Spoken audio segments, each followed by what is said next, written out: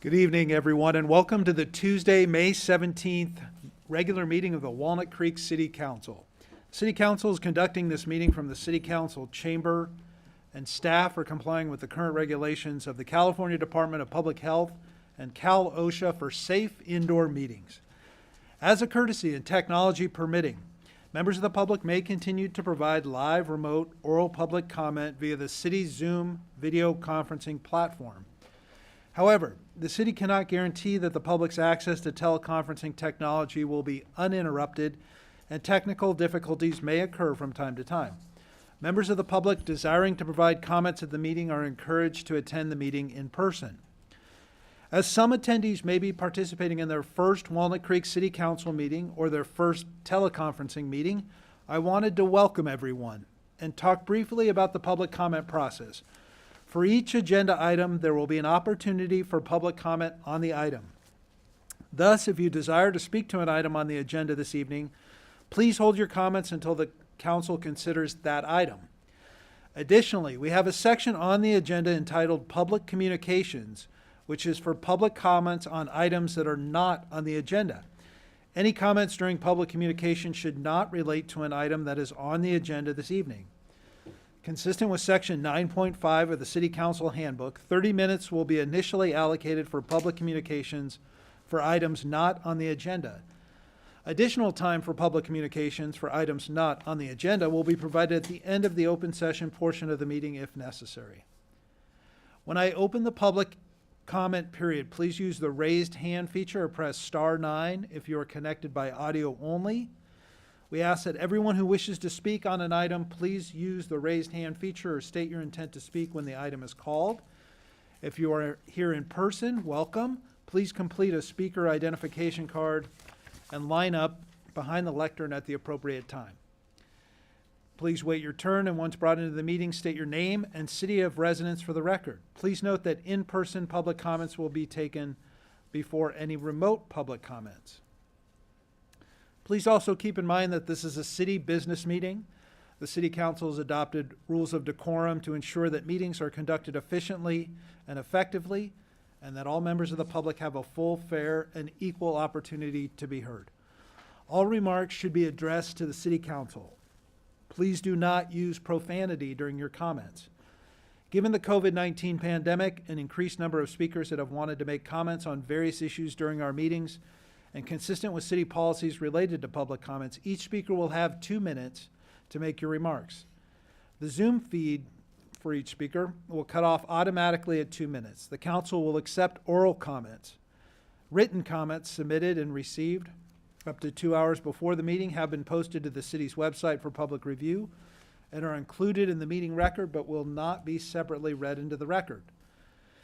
To provide a live remote public comment, join the Zoom video conference meeting. The meeting ID and password are, the meeting ID is 825-0611-9083, and the password is 586932. Should you choose to not provide comments but would like to view the meeting, you may do so in one of the following ways. YouTube Live, visit the City of Walnut Creek's YouTube channel. Cable broadcast, Comcast Channel 28 in Incorporated Walnut Creek, Rossmore Channel 26, Wave Channel 1028, and AT&T Uverse Channel 99. You can also live stream online on the city's website. Please, at this time, please join me in the Pledge of Allegiance. I pledge allegiance to the flag of the United States of America, and to the republic for which it stands, one nation under God, indivisible, with liberty and justice for all.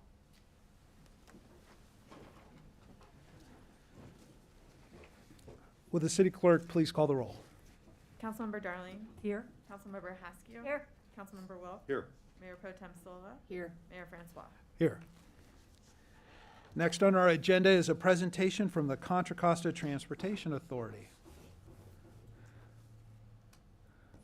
Good evening, Mayor and council members. My name is Tim Hale, the Executive Director of Contra Costa Transportation Authority, and Really, this is a real treat to be here in person. This is actually the first city council meeting I've done in person, so this is exciting to finally somewhat to get back to what we call, I would say, the new normal. So thank you for having me here. And what I really wanted to do is talk a little bit about what's happening at Contra Costa Transportation Authority, and also wanted to introduce myself. I'm actually the new executive director of CCTA. I've been with CCTA since 2017. I was the deputy executive director for projects and was appointed by the authority board. And Councilmember Housekew is on the authority board. It represents you here at City of Walnut Creek.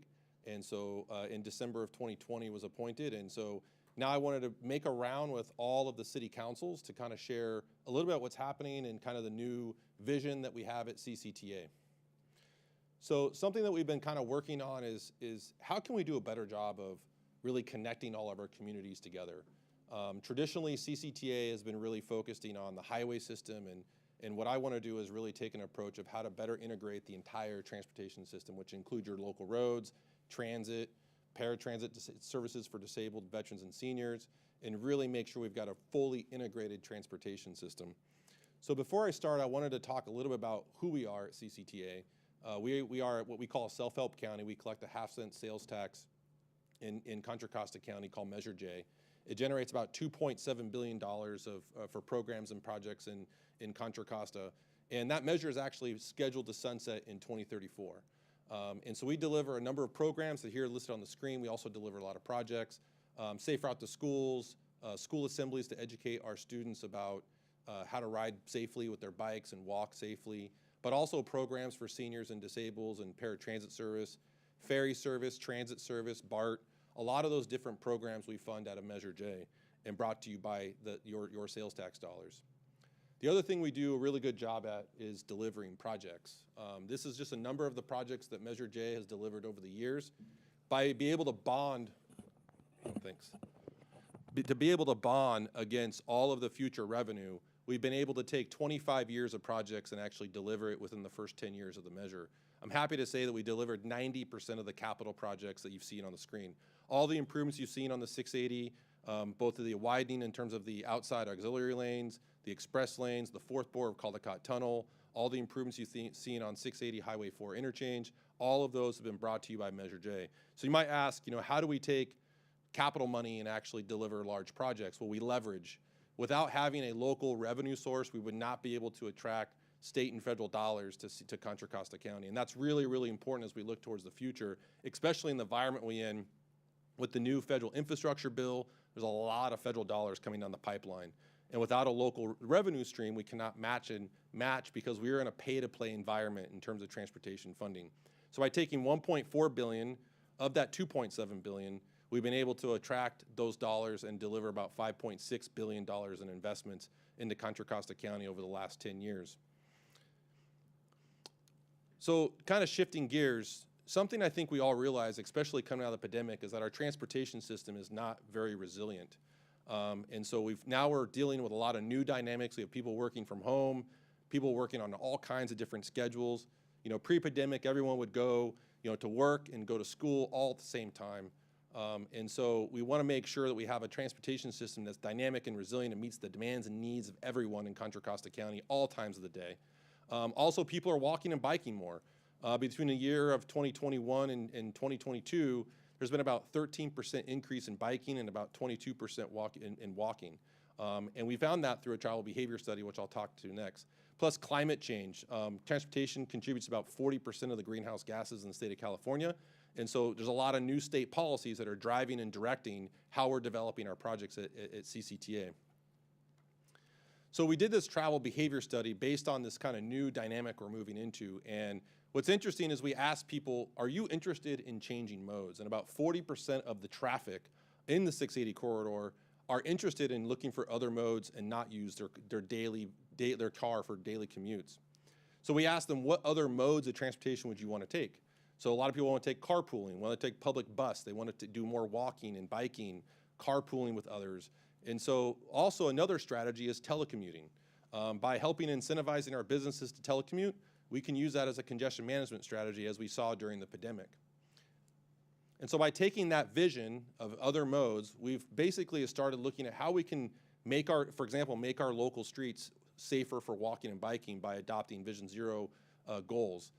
The Authority Board adopted the Vision Zero implementation guide in September of last year, and it's really a toolkit for local jurisdictions to really design and think of new ways of designing your streets to really make for more dedicated space for walking and biking along these corridors, have lower speed limits, people are driving slower, we have more walking and biking, especially with the number of increases that we see in walking and biking. And certainly, if you look at fatalities overall, there's a large increase in fatalities over walking and biking compared to the average vehicle. The other thing that we're really focused on is public transportation. So we're really taking a more transit-first approach. So how can we develop a more integrated transportation system, more connected transit system? By also looking at ways on certain roadways, not all roadways, to look at how we can maybe reprioritize space to be able to have dedicated space for transit, dedicated space for walking and biking, so that way these transit systems can be as reliable and also have more travel time savings than the average car. And so the other thing we're looking at is getting better access to transit through a network of shared mobility hubs.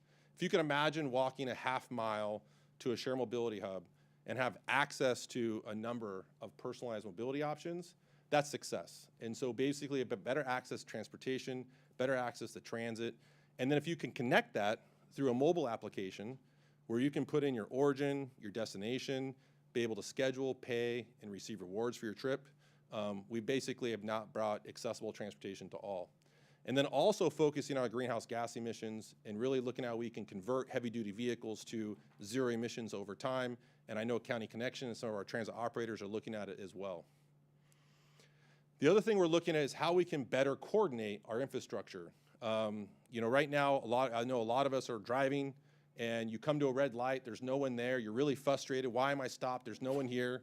And so we want to stop that at CCTA. We want to bring in more dollars to upgrade our traffic signals, really help set that up for more transit priority, better detection for bicycles and pedestrians to meet our Vision Zero goals, but also optimize the traffic signal system, making sure you're timing in real time and addressing the needs that are happening at the traffic signal as it is today.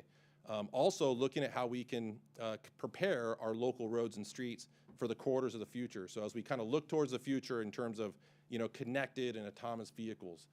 If you drive a car today that's got adaptive cruise control, you're essentially driving a connected vehicle. And so there's a lot of those vehicles in the fleet today. And so how can we leverage those vehicles in the infrastructure to help optimize the corridors, but also bring more additional safety? And then electrification. We developed a full-blown electric vehicle readiness blueprint for the entire county back in 2018. And so by using this, we're able to identify where all the electric vehicle charging stations will have to go, but be able to develop a network of electric vehicle charging so you can identify where you need to go charging, what your dwell time would be, where to get to. Right now, if you own a Tesla, it's already programmed for you, it's already there. Tesla's developed a great private network of electric vehicle charging, but if you're driving a Chevy Bolt, you don't have that capability. So making sure everyone has the ability to charge their vehicle, be able to map it out, be able to understand what the dwell times are gonna be, and be able to travel from here to Southern California or to the city and have access to reliable electric vehicle charging. And then mobility for all. In Contra Costa County, about 15% of the people are over the age of 65. And that population is expected to grow by the year 2035.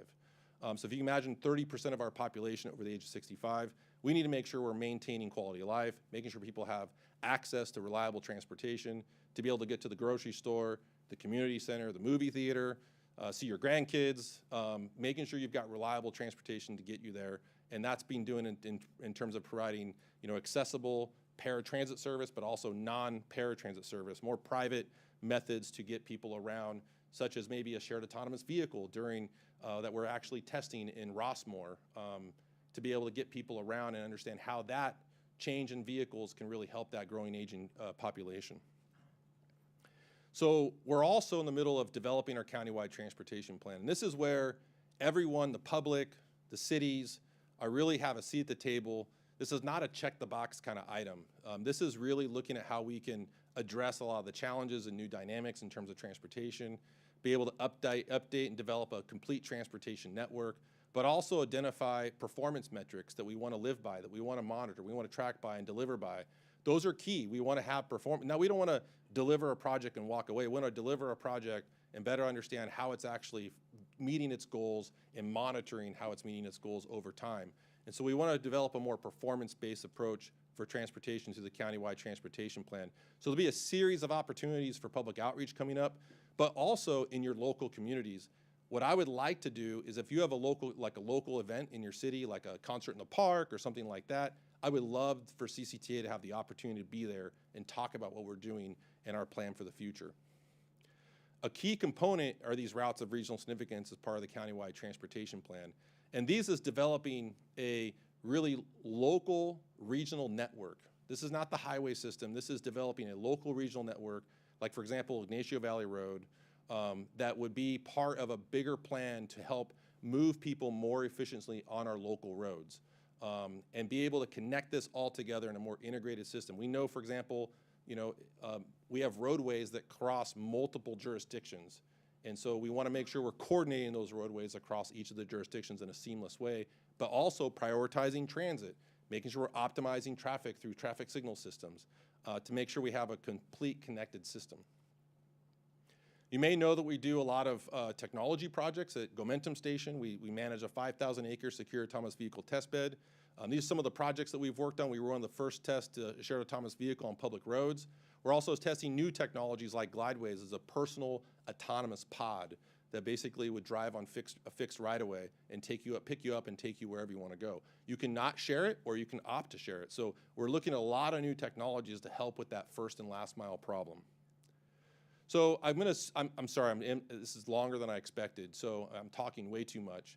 But Innovate 680 is another project that I really wanted to talk about because Councilmember Haskew has been participating in the Innovate 680 Policy Advisory Committee and really shaping this new system, this new integrated system that we're developing as part of Innovate 680 that kind of really implements all the things that we're talking about. And so if you can imagine, I mentioned this mobile application. If you could put in your origin destination, basically take you to a shared mobility hub, whether that be walking or biking, and have access to high quality, reliable transit. And then that transit bus is then now being prioritized on your local roads, onto the freeway, and on the freeway, and then it basically arrives at the BART station, your destination, on time with a protected connection that we can guarantee seamless travel. And then you would receive rewards for your trip. This is the type of trip that we're trying to do. And this is really complicated stuff. There's a lot of systems that have to talk to each other. And so in order to make this work, we have to make really critical key policies as a county to really make this system actually work and break down some of the institutional barriers that we're facing in terms of developing a more integrated, seamless transportation system. And so these are some of the policies that we're talking about. Developing a more countywide data center where we're collecting data from the entire corridor, from the local streets, and then using that data to be able to better optimize the system through either delegated automated control, a local operations center. And so by looking at all these key policies like connection protection, like I mentioned in terms of that seamless connection at the end with BART, data sharing, shoulder use, prioritizing roadways, a lot of these policies are being discussed at the Innovate 680 Policy Advisory Committee and really trying to look at ways to implement this future. And then also operations. By not having multiple operations center, but maybe one operations center, you can get more efficiencies, better travel times, better response times to incidents, better coordination with our emergency responders, be able to plan around more about events. By having one single place of operations and dispatch could really help bring this integrated system to life. So that really concludes my presentation. I know I went through a lot of material there, but really looking forward to any questions or comments that you might have. Thank you very much, Mr. Hale, and I appreciate you coming to the mayor's conference a month or so ago and providing similar information. This is really crucial for us all to understand and be engaged on. Any questions of Mr. Hale? I did. Mayor Pro Tem Silva. Thank you very much, Mr. Hale. So let's start with the biggest one. So the bipartisan infrastructure bill goes to a lot of agencies at the federal level, but there's a lot of money slated to come to California, specifically, I think, around transportation. So it goes through Caltrans. How do we get it? So there's some most of the programs in the federal infrastructure bill, some of it's actually being competitively Right, done. but for the money that's coming to Caltrans, The money that comes to Caltrans, so there's a number of working groups right now that have been established by the California State Transportation Agency, CalSTA. And so CCTA, among other agencies, have been sitting on these working groups to help guide how this funding is going to be spent. One example would be electrification dollars. You know, to get into the details a little bit, there's 3 different programs right now for electrification in the infrastructure bill. 2 of those programs are going to be directly put into formulas into DOTs. And so what we're learning from Caltrans is they're going to release those funds competitively in the state. And so what's going to happen, I think, even though it's coming to the state by formula, I think a lot of those formulas are going to be, or a lot of those programs are going to be let out competitively throughout the state, even though they came directly to Caltrans. And then there's also competitive programs, like, for example, CCTA is actually pursuing a new program called MEGA. And we're actually doing it for the 680 corridor. So we've developed basically a $1 billion project. We have about $600 million of matching funds, both from local, regional, and state. And we're actually doing a $395 million ask for the 680 corridor right now. And we've got a number of letter of supports, and we're working collectively with our federal delegation to position ourselves well for that grant. And so we are on top of in terms of when all of these grant opportunities and funding opportunities are going to be coming out. Another opportunity that you should be aware of is there's a local road safety program that's going to be coming out, and it's actually due in June. And so what we did is we reached out to all the cities and said, what projects do you have that you would like to chase federal funding? So that way we can take a more coordinated approach with all of the cities in Contra Costa County. Rather than each city compete on their own, we can then collectively develop bundles of projects to be more competitive at the national level. So that's another strategy that we're also doing. So it's a very good question, and I think that, you know, we have federal advocates that work on the Hill on behalf of CCTA, and they're working really closely with our federal delegation to position us well for future funding. So do you find everyone being cooperative when they say, okay, let's pool our thinking around these dollars and work together to identify how we can collaborate? Or, I mean, it's a maze of programs and funding availabilities. Have people been cooperative locally? Locally, yes. In Contra Costa County, yes. Yeah, absolutely. I think the biggest challenge we have locally in Contra Costa County is match funding, is local match funding. As I mentioned, you know, Measure J, we've delivered 90% of the capital program. There's not actual much left Measure J funding for local match.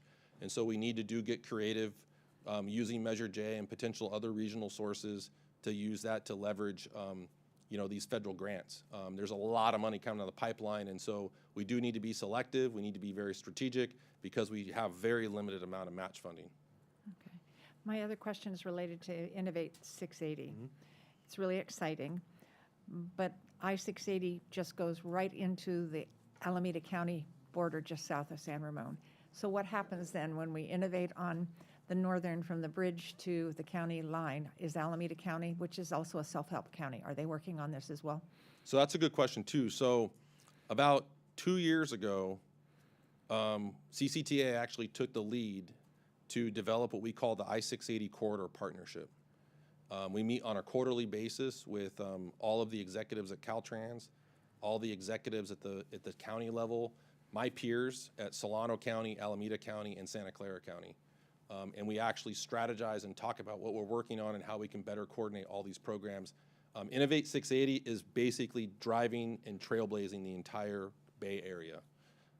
And so everyone's really looking to Innovate 680 as really the answer, I'll call it.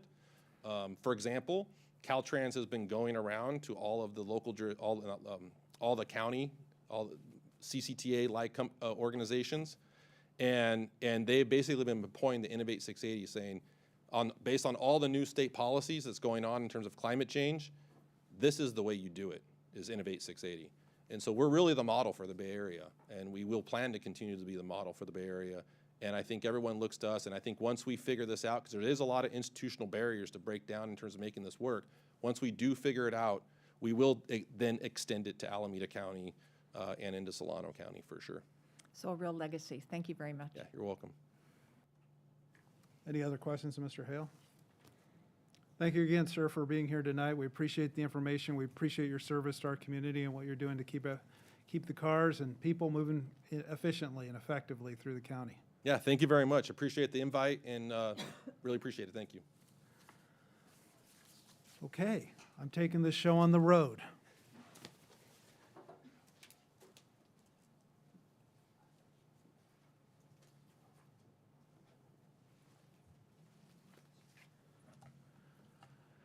So we have a series of proclamations to make tonight that I'm honored and pleased to make, and I'm going to start off with a proclamation recognizing Public Works Week, and I would invite our Public Works Director, Heather Ballinger, to join me at the lectern, and I'll read some of the highlights from this proclamation.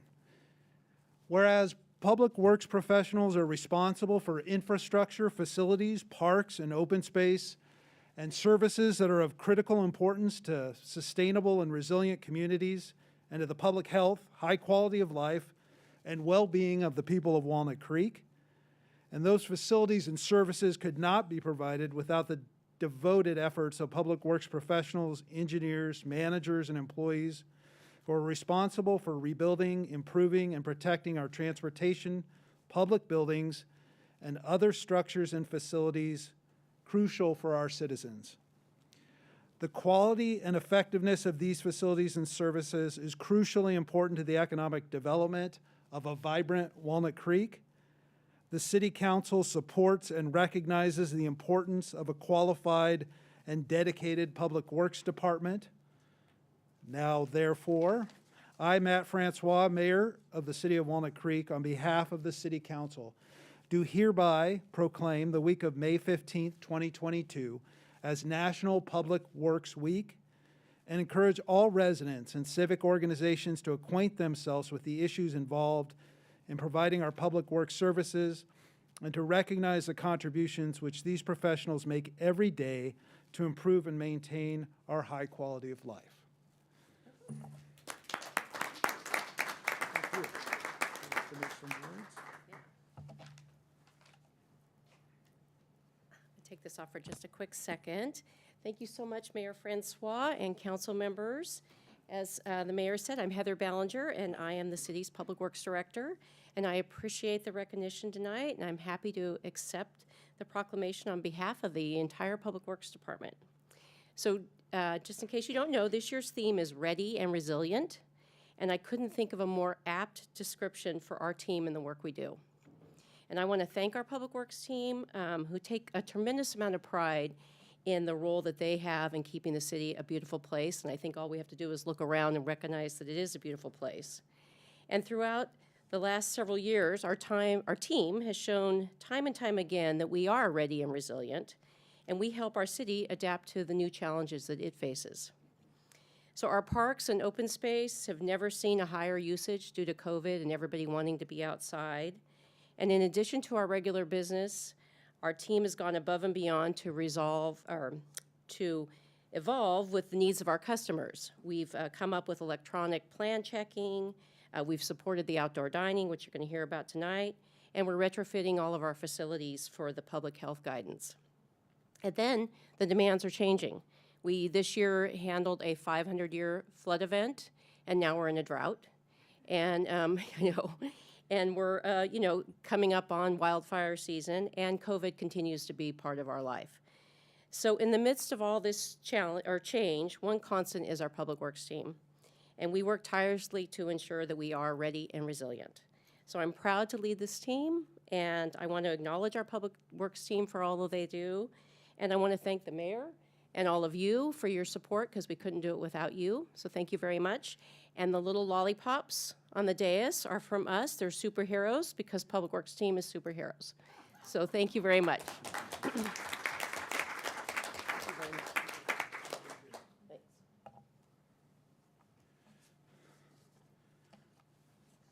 Okay, next up we have a proclamation recognizing Peace Officers Memorial Day and National Police Week. And I would invite Officer Melinda Hall and her cohorts, if she'd like, to join me at the lectern. She brought reinforcements, it looked like. Don't worry about it. Excellent. Lots of backups. So whereas in 1962, President John F. Kennedy designated May 15th as Peace Officers Memorial Day, and the week in which that date falls as National Police Week, the women and men of the Walnut Creek Police Department are committed to protecting and serving our community through professional conduct and protective enforcement of the law. Now, therefore, be it resolved that I, Matt Francois, Mayor of the City of Walnut Creek, on behalf of the Walnut Creek City Council, do hereby proclaim May 15th, 2022, as Peace Officers Memorial Day in honor of those who have paid the ultimate sacrifice, as well as those who have become disabled in the line of duty. And further be it resolved that the week of May 15th to May 21st will be recognized by the city as National Police Week, as we all extend our appreciation to the women and men of the Walnut Creek Police Department for their courage, sacrifice, and dedicated service to our community. You're welcome to make any comments you like. Sure. Thank you, Mayor Francois and council. We really appreciate this tribute to us. Most of all, we would like to also thank the community. We're very fortunate to work in a city that, truly appreciates us. It's not often that we get the opportunity to say thank you to you and thank you to our community. We're truly blessed to be able to work in a community that supports us as much as you do. So thank you.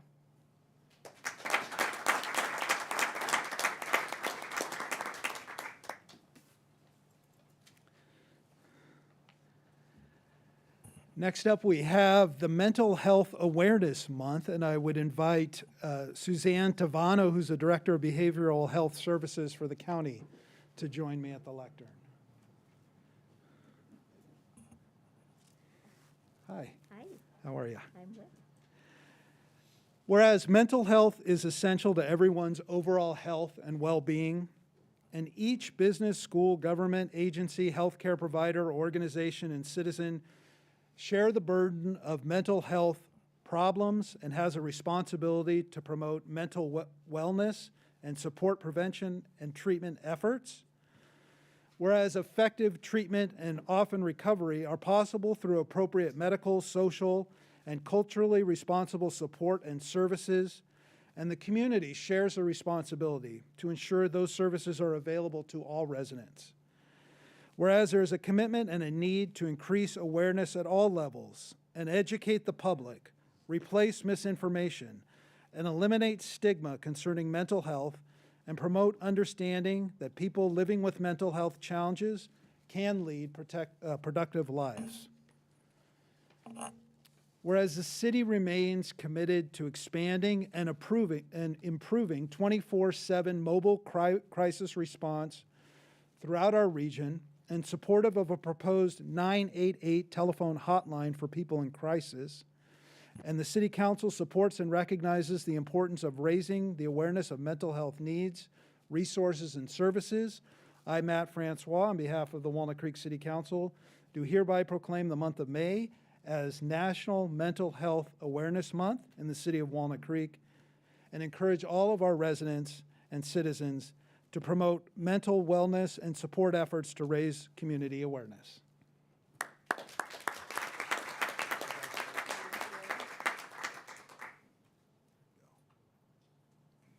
Thank you, Mr. Mayor, and I'm the Health Department, so I always have my mask on, so I'll take it off for this occasion. So thank you so much, Mr. Mayor and council members, for inviting me here tonight. It's a real pleasure. And it warmed my heart. Your proclamation really did warm my heart, because I think it really spoke to some very essential truths for many members in our community. Prior to the pandemic, the COVID pandemic, we knew there were many people in our community, in all of the communities in Contra Costa County, from all walks of life, who were experiencing behavioral health challenges. During the pandemic, we saw that all of those conditions were intensified, and for many people who never before had any sort of issues around mental health, started experiencing anxiety and depression, and all very understandable. So I think we collectively as a community were recognizing this, and really appreciate that all of the cities and the county came together to better understand what was needed to better support the members of our community. And out of that collective work, really the A3 initiative, Anywhere, Anytime, Anyplace, has risen from that work. And that really speaks to some of what the mayor referenced in terms of really expanding our capacity to better serve all members of our community when they're experiencing a crisis. And mobile response is part of that. The Miles Hall Crisis Connection call line is a part of it, and we'll be building out all the rest of that continuum with many more mobile crisis teams available to the community for more rapid response.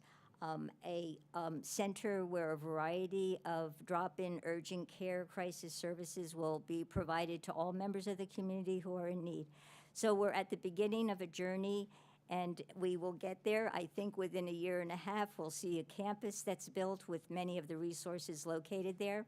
So wanted to thank the city of Walnut Creek. You've been a real leader in promoting this work and really appreciate it. And your city manager has been amazing, I want to say. So thank you so much. And I know, oh, well, some of the police officers are still, I really wanted to acknowledge the Walnut Creek Police Department. We really so appreciate the partnership, and I think that already the results of working together are really starting to show we're all getting better at effectively responding to crisis in our community. So thank you so much. Really appreciate this.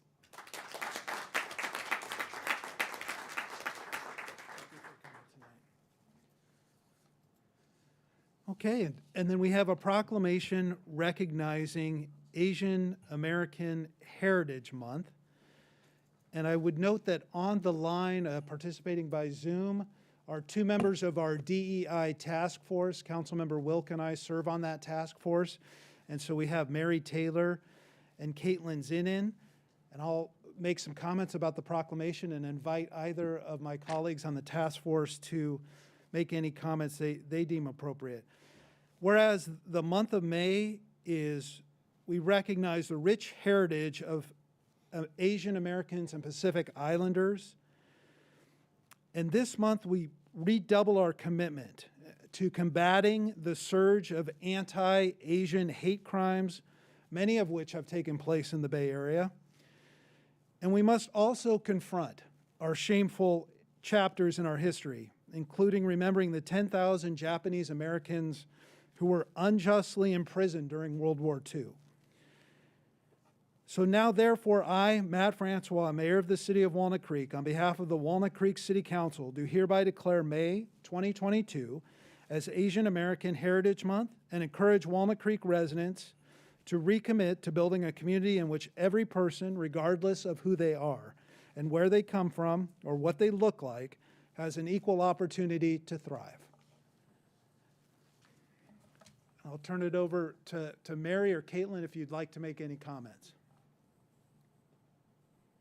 Well, I'll speak. I just want to say how grateful and how excited and proud we are that the city of Walnut Creek is recognizing the great diversity that we have in Walnut Creek and working towards helping everybody feel a sense of belonging.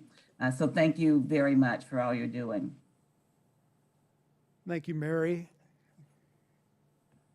Thank you so much for this opportunity. I think our task force just shows how dedicated we are as a city and in a community to make it better and valuable for all who live here, and making sure we all know how important we are to one another. So thank you guys so much.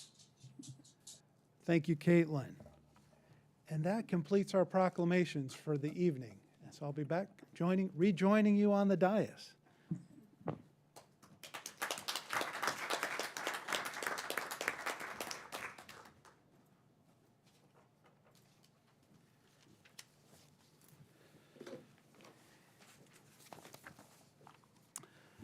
Next on the agenda is our consent calendar. Does any council member wish to pull any item for discussion? I'll pull item 2E. Any other items? I'll turn to the city clerk and see if any member of the public would like to comment on an item that's on the consent calendar. We have no members of the public on Zoom wanting to comment on the consent calendar. And I should look ahead of me into the chamber here. If anyone in the chamber would like to address the council on an item that's on the consent calendar, I'm not seeing any. So I would entertain a motion on the consent calendar with the exception of 2E. I move to accept consent calendar items A through D and F through L. Second. Madam Clerk, could you please call the roll? Councilmember Haskew. Aye. Mayor Pro Tem Silva. Aye. Councilmember Darling. Aye. Councilmember Wilk. Aye. Mayor Francois. Aye. Motion carries unanimously. And we'll turn now to item 2E and Councilmember Wilk. I just wanted to pull this because this is something that we first raised the pride flag on and had a resolution on 4 years ago for Pride Month. And I guess pun intended, but I take pride that Walnut Creek was a leader in this. We heard earlier that Walnut Creek has been a leader with mental health awareness. Walnut Creek has been a leader in recognizing Pride Month and raising the pride flag. And to show that, we've seen almost every city in the county raise it since we did. And we were one of the very first in the county to do so. So again, I just wanted to thank the council for that, that foresight and something that's time had come. And with that, I will make the motion to approve it. I will second. And I would point out that I too have heard from colleagues throughout the county and beyond the county, looking to Walnut Creek's leadership on this issue and congratulating and commemorating us. And would also like to announce to the public that we will be formally raising the pride flag on June 1st at 8:30 in the morning in front of City Hall. And a member of our Diversity, Equity, and Inclusion Task Force will help me with that task. All my colleagues are welcome to attend as well. And so are there any other comments? If you could please call the roll. Councilmember Wilk. Aye. Mayor Francois. Aye. Councilmember Darling. Aye. Councilmember Haskew. Aye. Mayor Pro Tem Silva. Aye. Motion carries unanimously. Next on the agenda is public communications. This portion of the meeting is reserved for comment on items not on the agenda. Under the Brown Act, the council cannot act on items raised during public communications, but may respond briefly to statements made or questions posed, request clarification, or refer the item to staff. Consistent with Section 9.5 of the City Council Handbook, 30 minutes will be allocated at this time for public communications for items not on the agenda. Additional time for public communications for items not on the agenda will be provided at the end of the meeting if necessary. So if any member of the public is joining us by Zoom and would like to provide comments during public communications, please use the raised hand feature or press *9 if you're connected by audio only. And if you're here in the chamber, please fill out a yellow speaker card and hand it to Assistant City Clerk Amy Heavener, and we will hear your comments. Each speaker will have 2 minutes to make their remarks. At this time, I would note that the time is 6:43, and we'll take public comments on items not on the agenda until approximately 7:13, and then the remainder of any comments at the end of the open session portion of the meeting. Would anyone in the chamber like to address the council on an item during public communications? I'm not seeing any, so we'll turn to Zoom. We have one hand raised on Zoom. Barbara Guinness.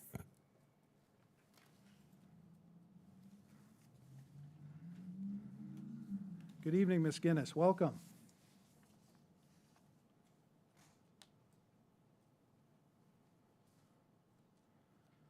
Hello, my name is Barbara Guinness, and I've been a resident of Walnut Creek since 1996. I wanted to thank the mayor and city council today for supporting the fire safety efforts, particularly for residents that adjoin the Lime Ridge open space. The trails around our neighborhood have been trimmed, 30-foot buffer zone has been plowed, and areas right up to our fence lines have been trimmed. So I really appreciate these fire suppression efforts. And even more important, with our drought and now with the ranchers' cattle not being allowed into the area where a lot of the grassland is because of the PG&E workers undergrounding the lines, appreciate the efforts on all the trimming that's being done. However, I wanted to inquire when the enforcement of the municipal codes will begin in Lime Ridge. I attached 2 videos, I think only one made it. But One is of motorcycles, 3 of them traversing the high weeds behind the houses on the east side of Arbolado Drive last Saturday. And the other is of a video of a couple one-wheeled vehicles being used in the Lime Ridge open space coming down Timberleaf Trail. So I wondered if you can provide an update on when the open space staff will start enforcing the municipal codes to stop these electrical and motorized vehicles from traversing through Lime Ridge and causing a very real fire threat, especially to the homes that abut the open space. I know it's not easy to catch people, but I think there can at least be signs put up, saying that these motorized and electrical vehicles are not supposed to be used there. Now there's a lot of electric bikes and these one-wheel vehicles we're seeing quite often. I just wanted to remind you that number 3 of your environmental sustainability and climate action plan is to complete and update the city's sustainability action plan, which includes open space protection and disaster resiliency, which includes a fire threat. So please think about that and take care of it, please. Thank you. Thank you, Ms. Guinness. Any other speakers? No additional hands raised on Zoom. Okay, then we'll close the public comment on public communications. And Ms. Guinness had raised some questions about enforcement of the municipal code in the open space. And I would direct her, if she's still tuned in, to reach out to our Public Works Director, Heather Ballinger. She and her team could provide answers to her questions in that regard. Any other colleagues wishing to ask staff questions on public communications? Okay, so we'll move on to council member and staff announcements, reports on activities or requests. First up is closed session announcements. We did have a closed session this afternoon, a public employee performance evaluation for our city attorney. I'm pleased to report out of that closed session that the council and our staff are extremely pleased with Mr. Mattis, our city attorney's performance, and we're very pleased to have him as our city attorney and look forward to working with him in the days, weeks, and years ahead. Thank you, Mayor, and thank you, Council. You are most welcome, sir, and we'll move on now to city manager reports. Good evening, Dan Buckshire, City Manager. Just wanted to note 2 things this evening. One is that we did have the evacuation drill in Rossmore Sunday morning, and I will defer to the mayor for a more thorough update as he was there in person as well. And then secondly, I would like to introduce our new Community Development Director, Erica Vandenbrand, who is making her way to the podium. Today is her 7th day on the job and first City Council meeting, so welcome, Erica. Thank you very much. I hope you don't mind my taking my mask off momentarily. I just want to say thank you very much to each and every one of you. I greatly appreciate the honor of being able to serve the community and to serve the city, and I look forward to working in partnership with each and every one of you, as well as the residents and our partners within the community. So thank you very much for your warm welcome. You're welcome, and welcome. We're very happy to have you, and I think you're going to enjoy it as much as we do. Thank you so much. And then we'll move on to council member reports on their activities, which I know have been numerous over the past 2 weeks. Councilmember Darling. All right, I'll kick it off. Right after our last council meeting, we had the homeless task force, and it was all city all the time because we had a good presentation from the city manager on what the city's doing from a budget perspective, and then a good presentation from the housing program about the update of the housing element, and a lot of good input came in through that task force. The point in time count that was conducted in February of 24, or February 24th, is starting, the information is starting to come out, and it's carrying out and showing the increase in the number of homeless people in Contra Costa County. We're going to keep, as that information comes out from the county, we'll keep looking at it in the task force and seeing how we can better direct our efforts there. I think almost all of us were at the Walnut Creek PD Awards ceremony, so I'll let somebody else talk about that, as well as the Authors Gala, which was quite fun to do. Councilmember Wilk and I went out and visited the youth commissioners. There was a cultural spring fest set up by all the different high schools here in the La Miranda area. And our youth leadership commissioners were there to help register voters. And they also had vegan, gluten-free donuts, and I got to eat one of those, and it was actually okay. Then we did the community cleanup Saturday morning. My friend and I participated in that and walked up and down the Iron Horse Trail between Whole Foods and down at Red Gear and found 3 shopping carts and lots of other garbage, and it's still weirdly satisfying, and anybody that wants to should sign up.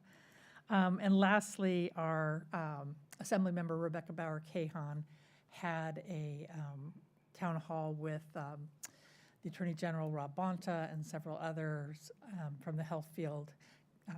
Councilmember Wilk and I were at that one, and they were talking about the planning that the state legislature has gone through so that if there is a big change in abortion policy nationwide, that California is ready for it. And it was reassuring to hear from them that there were several affirmative measures that the legislature had undertaken to make sure that if people in California are complying with California law, they won't be subject to penalties from others. It was an eye-opening experience. Hear them talking about the amount of planning and the challenges are ahead, but it was a good talk. So that's it. And they also gave Walnut Creek a shout out. The Attorney General gave Walnut Creek a shout out for its leadership in having a buffer zone for Planned Parenthood. What we did as leaders has made it to the state levels. And that was a real kudos. We heard that from the entire panel. Many other communities are actually using our ordinance as a model for their own ordinances yet to come. So that was terrific to hear. Thank you. Mayor Pro Tem Silva. Thank you, Mayor. I know everybody has been very active the last few weeks, but I think the highlights, I will let you speak to the mayor's conference because we saw that same transportation message, and what I think is really important about it is how much work is going into it. And I want to thank Councilmember Haskew for representing us and all of Central Contra Costa County on that commission. Some people may not realize that the arts community, along with the business community, have formed an alliance, and they're planning different ways to really invigorate downtown on a regular basis, to activate it, and which is beneficial both to the arts community and the business community and the community at large. And plans are underway for a second annual Arts Around August event this coming, August. And you can put your name on a banner if you'd like one. But I suggest if you want to see the beginnings of the schedule for Arts Around August, look at Walnut Creek Downtown website. I had the opportunity last Monday night to visit the cities of Riverside County at their meeting, and I wanted to pass on something that was very interesting. They have a fully hydrogen fueled Sunline Transit Authority. And so as you look, and your service on County Connection, as you look at how that'll work, check out Sunline Transit Authority. It was, one of their buses was there. It looked like a regular bus. It looked like our electric vehicle because but the fuel cells up on top were actually hydrogen. I wanted to thank the city manager for the presentation you made at the Chamber of Commerce Civic Affairs Forum last Tuesday. I thought it was informative, and there were some good questions from the community. And I would like to thank the police department for its recognition ceremony, in particular the life-saving awards that were given.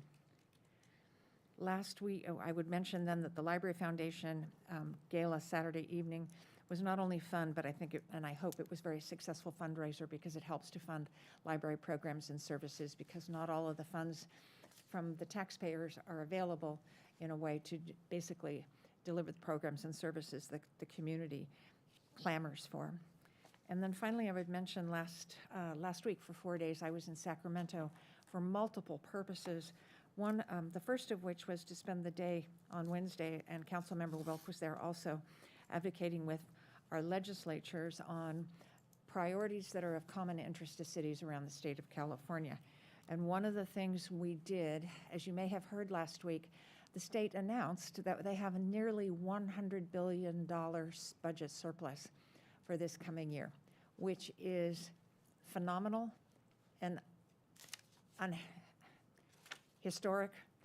And they have this money available for one-time things. And so the cities of California are actually asking the state, the governor and the lawmakers, to allocate a mere $1.6 billion of that $100 billion for cities for 3 programs. One is to establish a $500 million housing and economic development program that would be a Kickstarter matching fund program that cities could line up and partner with to be able to feasibly use the tax increment financing tools to be able to fund and build greater numbers of affordable housing projects, as well as the critical infrastructure that is required to support new development. The second is we have new regulations that went into effect January 1 about organic waste, and those regulations are very costly to implement. For Contra Costa and this area, we were moving in that right direction to begin with, but for many cities across the state, they don't even have green waste bins at this point in time, and now they're required. And so our communities, our cities across the state are struggling with how to actually implement these regulations. And the only way to raise the funds to implement the regulations are actually to increase the rates for garbage and trash collection. And so we are asking the state for $180 million of additional funds that would allow cities to be able to implement those regulations. And finally, believe it or not, according to the state's own data, over the last 20 years, the state has adopted $1 billion worth of mandates that are unfunded. And so we're asking the state to pay its bill. And the mantra is put your money where your mandates are. And it's really time that cities, counties, and special districts receive the reimbursement on the for the funds for state mandates. The couple of other things, there was 2 days worth of workshop sessions, very interesting one by the city of Madera where they wanted to figure out a way to make housing more affordable in their community. And rather than try to invest what would be a limitless required amount of money to fund the building of affordable housing, they decided to open up their general plan and basically strategically reduce the minimum lot size standards and other standards that were becoming a pressure on the cost to build housing. If you make your lot size requirements smaller, then houses can get smaller and housing will be by design more affordable. Interesting strategy. They were very excited about it and I really wanted to commend them. And finally, I would say the Cal Cities Board met on Friday and Saturday, and probably the best news to announce is that the California Business Roundtable was unable to collect the signatures they needed to put the measure on the November 22 ballot that would have basically really hindered our ability to manage our revenue stream going forward. And so, knock on wood, we've been able to strategically advocate against it for now, and hopefully a resolution can come forward. Thank you, Mayor. Thank you, Mayor Pro Tem. Councilmember Wilk. I'm not sure how much I have left after my colleagues covered almost all of it. Well, right, so you're really gonna be in trouble, Luella. Regarding the Cal Cities, that was really an interesting conference. And one of the other workshops that I went to was a discussion on creating a vital downtown in a post-COVID world. And we're going to be discussing later this evening on what we're going to be doing on the rebound and downtown next for that regarding outdoor dining. But I was pretty pleased to see that almost all of the areas that were discussed and recommended by the panel are already being implemented by our staff here in Walnut Creek.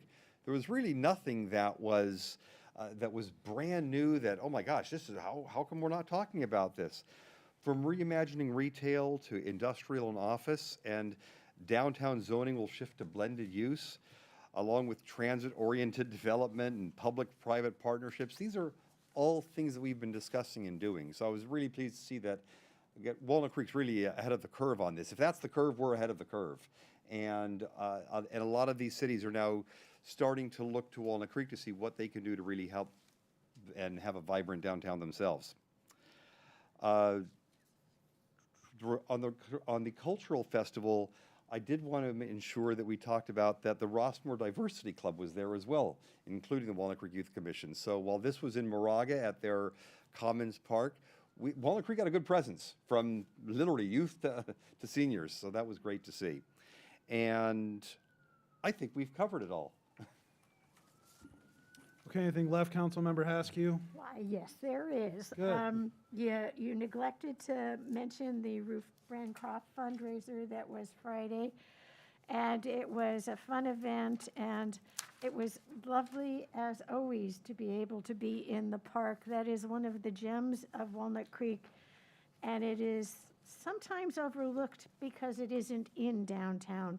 But let me assure you, for many, many reasons, it's worth the trip down to Bancroft and to spend time in the garden. The Rebound Committee of Walnut Creek, our own Kevin and I, met and during the time, and we discussed hard issues. It's not easy to figure out how to take what was an emergency system and move it forward. Our staff has been extraordinary in their thoughtfulness and presenting the problems, but at some point, we're going to have to figure out all of the answers. So it's been a challenge. The Finance Committee met, and we've reviewed budgets, and the mayor and I were at the Finance Committee. We're hanging in there, guys. We're still financially solvent, and we're working on staying that way. I was at the TransPAC. I'm the chair of TransPAC, and that is a small component of the county transportation system that feeds into the Contra Costa Transportation Authority. And so we have an issue based on the fact that our RTPC is what it's called, gives Measure J item 20C, line 20C, funds for transportation for the seniors and disabled in our county, in our district. And we're one of the only, of the RTPCs, we are the only one that has this fund. The problem is the demand has gone sky high, and we have, even though our funds have increased, they are not sufficient to cover our requests for funding. So we're spending a lot of thoughtful time trying to figure out if we can find ways to get more money and hope that people spend money, because this is paid for by sales tax. So we need all the help we can get. Finally, on May 21st, at the theater between 5 and 7, there is going to be a celebration of the coming events of the new strategic grouping of our arts department, and it's going to be a party. So I'm told we're all invited, and so please come down and enjoy, find out what the next season's productions are going to be looking like, and get to know your theater even better. I did have some more stuff. Ooh, and she reminded me of something. If you're feeling bad that you didn't get to see the Bancroft Gardens as part of their fundraiser, Trinity Center is holding their fundraiser there this Thursday night, and there are still 38 tickets left. So That's great. It's fundraiser season. Oh, gosh. And I think, just for clarity, I believe the DRA event is May 24th. What did I say? The 21st. Oh, that's So right, isn't it is the May 24th is the correct date, It's so. what I had written on my paper. Excellent. So, along with my colleagues, I've been busy as well, so I attended the Finance Committee with Councilmember Haskew. She addressed that. I did attend the DEI Task Force last week. We've been busy working on a list of action items, quick hits that the DEI Task Force can implement kind of in short order and get off the ground. Some of the proclamations that we read tonight, and getting more involvement of the DEI Task Force in some of our events is one of our goals and missions. So we're working on that. I attended the Walnut Creek Soccer Club fundraiser last Friday night, Surf to Turf, they called it. They had a group of about 200 people out at Boundary Oak. It was a good showing and a lot of soccer enthusiasts. City Manager Buckshire was there along with his wife, and it had a good turnout. Did also attend the Library Foundation event with all of my colleagues, and I have to say it was really nice to be back in person. I missed that event for the past 2 years, and it was great to see such a good showing and to be in the library and to have a fun event and to interact with artists, or authors, including, ones that live in Walnut Creek. We had an ultra marathoner at our table who was going off to train for a 100-mile run in Wisconsin this summer. So impressive people, all of them, and it was nice to celebrate the Library Foundation. The next morning, bright and early, Mayor Pro Tem Silva and I and City Manager Buckshire attended an evacuation drill in Rossmore. This is something I've wanted to see happen for a while, and I know it takes a long time to plan these things.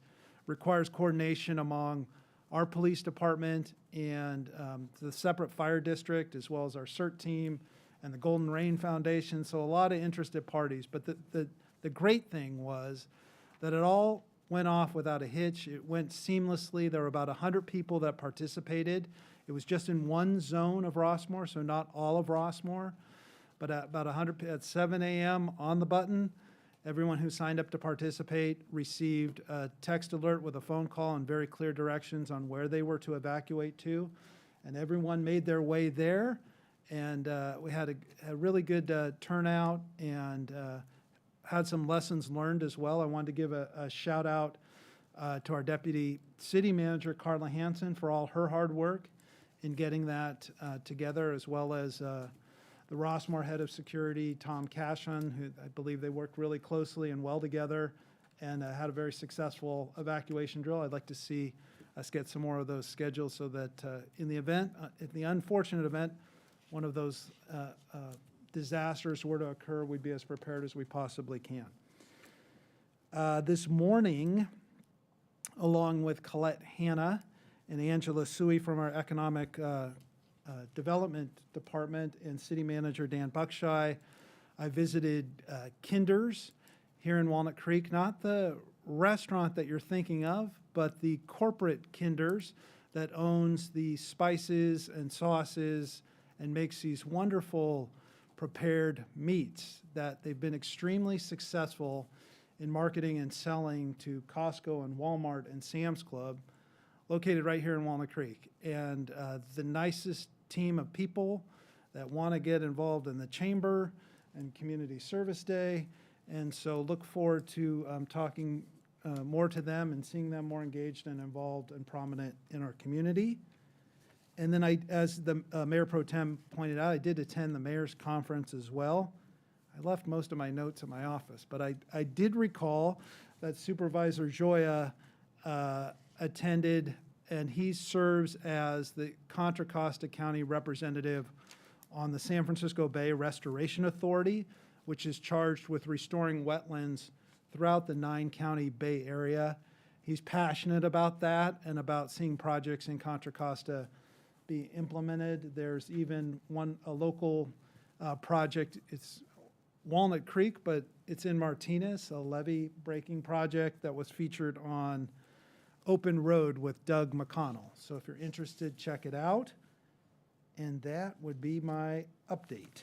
So we'll turn now to public hearings. And next on the agenda is a public hearing item on consideration and adoption of an ordinance of the City Council adding Chapter 8 single-use foodware accessories and condiments to our city code.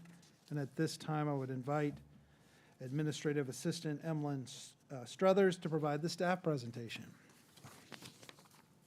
Okay, good evening, Mayor, Council, members of the public. I'm Emlyn Struthers, and I am the Solid Waste Liaison here in our Public Works Department. And I am here tonight to provide the hearing on an ordinance to adopt a new state law by reference into our municipal code. That state law is called AB 1276, and it is related to single-use foodware.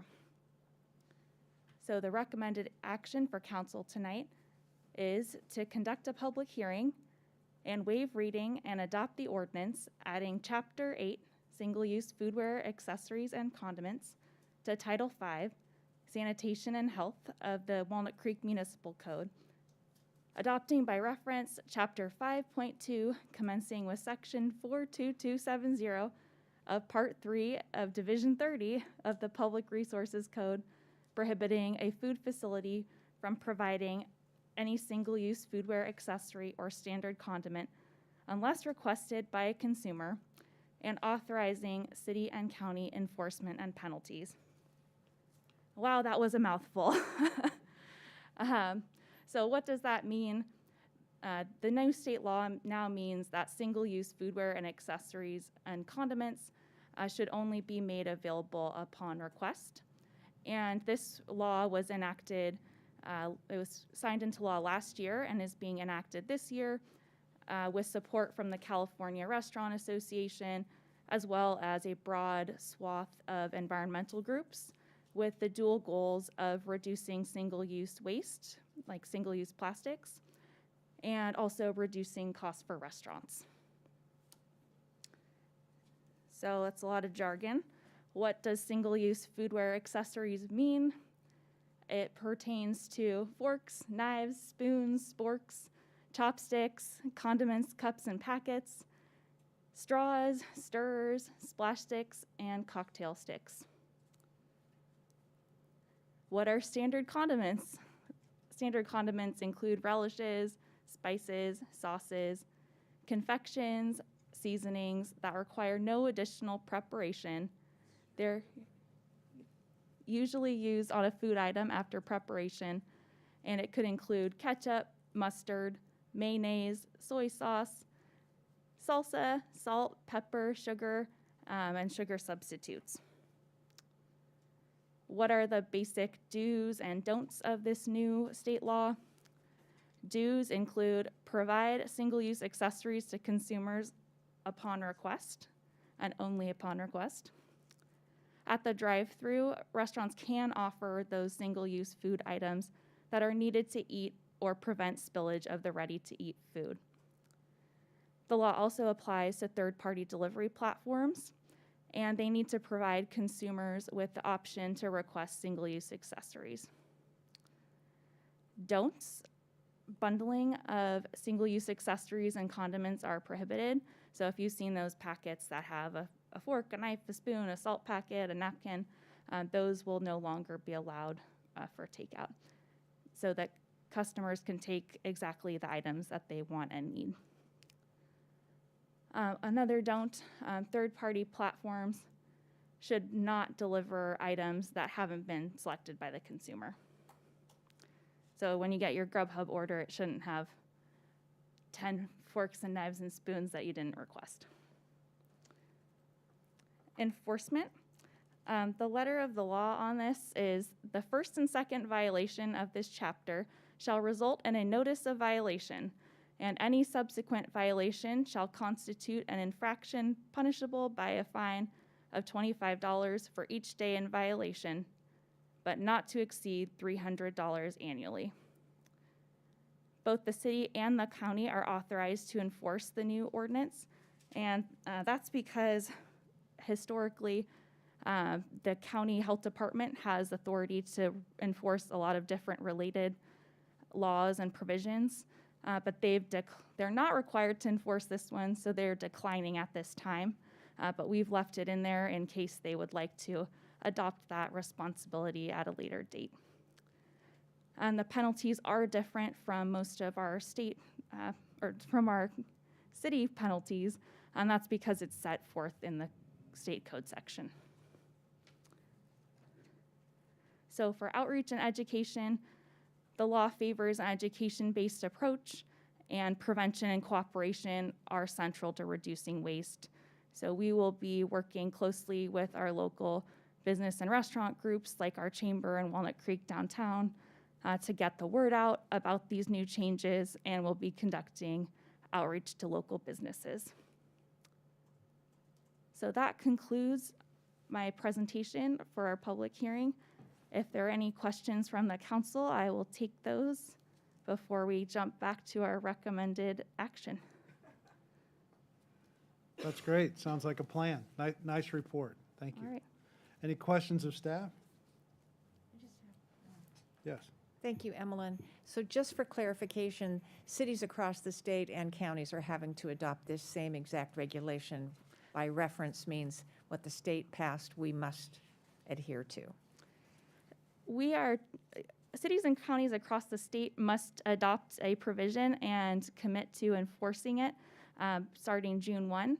We are choosing to adopt it by reference because if there's later changes to the state law, we would then incorporate it without having to come back through this exciting and riveting hearing process. But the good news is there's consistency across the state in this, so we don't rush to some other community to get packages of ketchup. Yes, absolutely. It applies across the state, and that helps especially with food delivery services and other things that cross over jurisdictional lines. Thank you.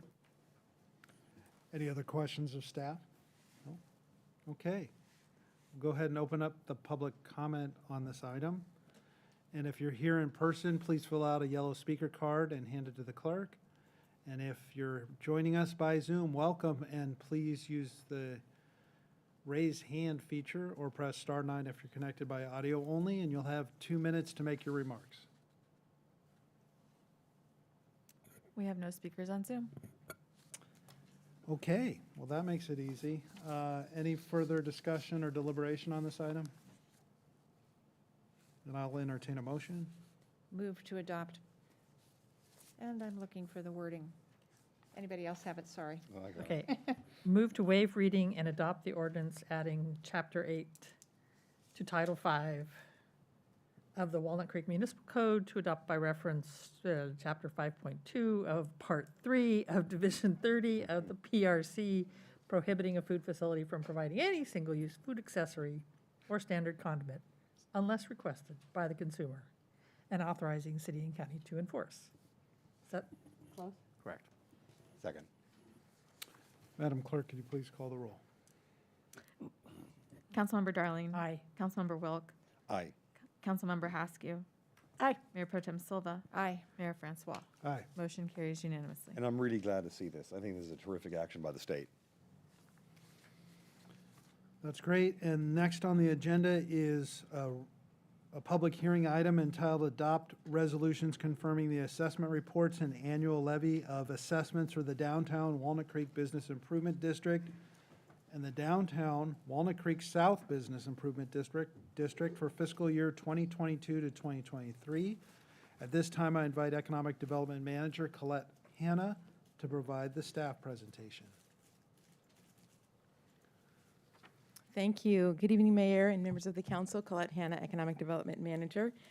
Now I'm just going to provide a little bit of context for this item. At the May 3rd meeting, council received a presentation from Kathy Hemingway, Executive Director of Walnut Creek Downtown, with a report on activity within the Business Improvement District and the South Business Improvement District.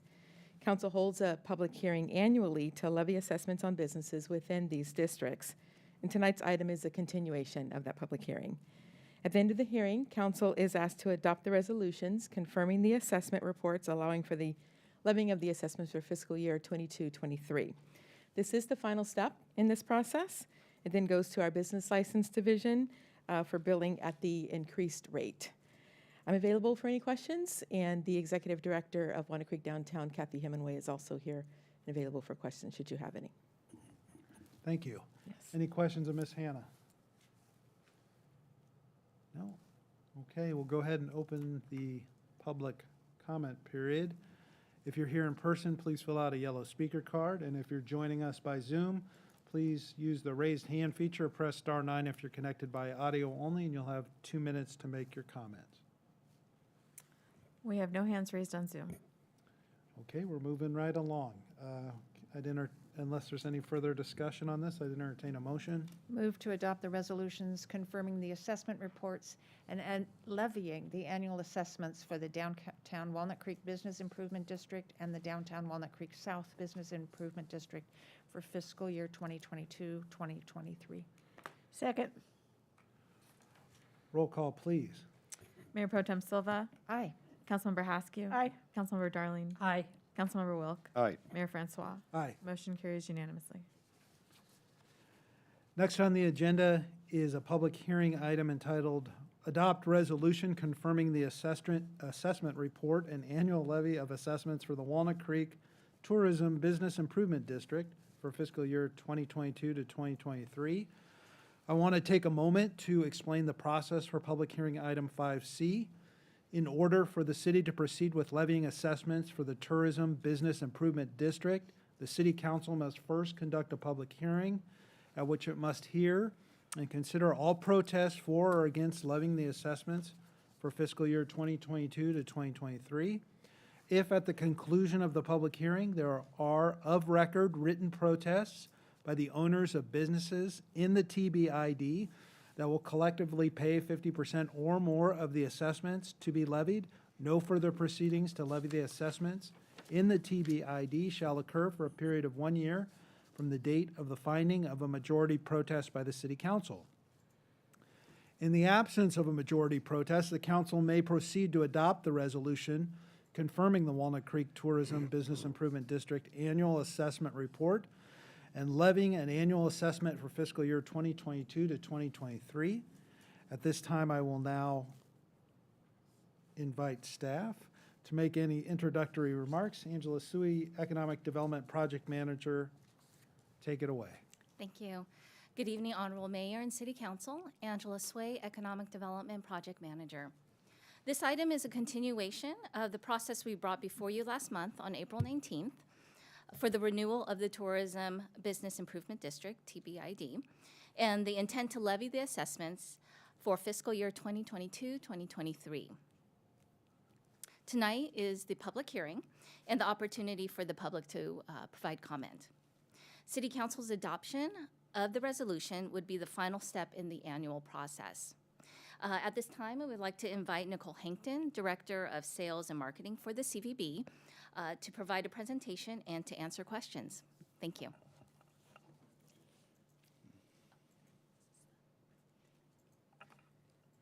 Okay. Good evening, Mayor and City Council members. So I'm just going to get right started. Over this past year, we launched a brand new website, a new branding process that we went through, and we launched Go Calipolitan. We also shifted the majority of our advertising budget to digital media and to drive transit, group, wedding, and sports travel for overnight business. We continued corporate partnerships with Ultimate Fieldhouse and also St. Mary's College. We also continued a co-op buy that we entered into with Visit Concord, Visit Tri-Valley, and Stay Pleasant Hill, where we pooled dollars and we partnered with, we bought into the spend with SF Travel and Visit California. And the campaign was called What If You Could? We are on the SF Travel website. You can spend 5 days in the Mount Diablo region, and there's an itinerary laid out. For a $5,000 spend, we were able to generate over 1,400 Walnut Creek room nights and over $270,000 in room revenue. Conferences that we continue to attend, actually one coming up this week, focusing on the sports market and also tapping hopefully back into the corporate market. Each segment, I have 30 appointments with planners, and we sit down and we talk about Walnut Creek in detail, give a presentation on the destination, and hopefully garner an RFP for them to come here. We decided to get more involved with sponsorships with event planner education organizations like PCMA, Cal SAE, and MPI, where 68 of the members are event and conference planners, and we get to see them in a personal matter where they are either continuing their education or becoming certified meeting planners. So we meet them when they're either just getting into the profession or they are seasoned and continuing their education. Going over our advertising campaign. We targeted leisure, target audience, 25 to 65, without kids at home, more money. And targeted market San Francisco, Sacramento, Solano, Marin, and Alameda counties. Also, weddings, people looking to plan group events, meetings, weddings, celebrations with emphasis on outdoor venues because, as we know, we have lovely outdoor venues, and targeting group sizes 10 to 100. same markets, but also including Chico, Redding, Monterey, Fresno, and Reno. And sports travel focused primarily on basketball and soccer because of our wonderful Ultimate Fieldhouse partnership, and then of course because we have Copa, state-of-the-art soccer facility, and we also targeted the market San Francisco, Sacramento, Chico, Redding, Monterey, Fresno, and Reno. We're continuing our signage at the Oakland Airport at the baggage claim, so when folks get off and they're getting their baggage at the Southwest Terminal, they see Walnut Creek. And then we're also continuing our partnership with Elevate Basketball with parents that are coming into town and getting that specialized training for basketball tournaments. Our digital media buys for leisure, we made buys through Google, Facebook, and Sojourn. Sojourn is sort of an aggregate site that aggregates hotel data, travel data, any type of travel, driving, flights, booking hotel rooms. For groups and weddings, we also placed ads on Google and a site called Unique Venues because we feel like we have wonderful unique venues in Walnut Creek, so the team felt that was appropriate. And for sports travel, Google specifically. Here are our buys that we made, a total of over 41,000 buys for the fiscal year for us. Leisure, you'll see the spend, and that was because during COVID, we found that leisure continued to grow. And we also found that the hotels were selling out on the weekends as opposed to corporate during the week. So we continued that by group weddings and sports travel. We got 3.1 million impressions for leisure, over 41,000 for weddings, and just over 7,300 for travel. Clicks to our website for leisure, you'll see still in the lead, over 13,000 clicks for leisure, and then groups for weddings following, and then sports travel. And website page views, again, leisure way up there, over 50,000, groups and weddings following, and then a little bit lower on sports travel, but we will be focusing more on sports travel this year. Like I said, Sojourn, it's awareness focused by that targets prospective travelers, and it follows them around the internet and for searching and booking for Walnut Creek, and then also competitive destinations. So we targeted San Francisco, Sacramento, and Reno for Sojourn. And for just a $10,000 spend, which is actually pretty low in comparison to other destinations, we got 2 million impressions, 22 hotel bookings, 57 hotel nights, and car rental in Walnut Creek, 66. We came in really well on that. So estimated traveler spend of over $16,000. These are our Facebook ads that are still running, and just speaking from me personally monitoring our Facebook, we have a lot of engagement in our Facebook ads, which is not very usual, but we have people commenting, I love Walnut Creek, my mom and dad got married there, I got married there, so we are keeping the buzz going socially. Over a 10-month spend, mentioning the over 41,000 again, wrapping it up at 3 million impressions, 16,000 clicks to the website, and 65,000 website page views. So people are looking for us now, which is great. And then, again, the Sojourn campaign, over 57 room nights and 88 other travel conversions.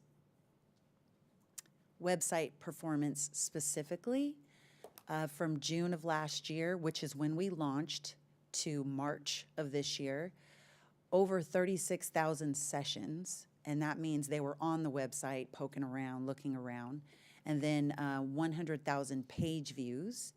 Not much of a bounce rate. That's actually pretty good, for a little over 4%. Website engagements, which is great, over 1,600. And then the source of those sessions, 44% came from our digital campaigns, and then 34% were from an organic search, which is great, up 220% from last year.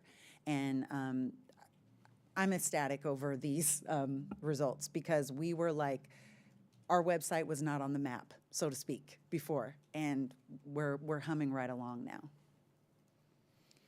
now. Telephone clicks, 226, 490 for total website. Click out to venue partner sites. So that means Ruth Bancroft Garden, the Garden at Heather Farm, Copa.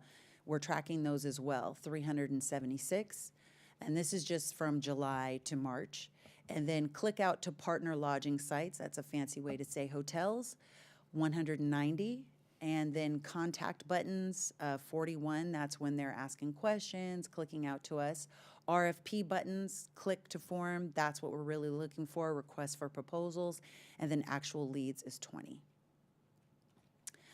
Here's some information on our visitor or origination. It's interesting to me because it lets me know, especially when I'm visiting around to the conferences, where people are visiting us from, and then it kind of informs us on where to make future buys. Most of our origination comes from California, obviously, some from Florida. Virginia was a shock to me. Texas, and then Kansas is coming in now. So who knew?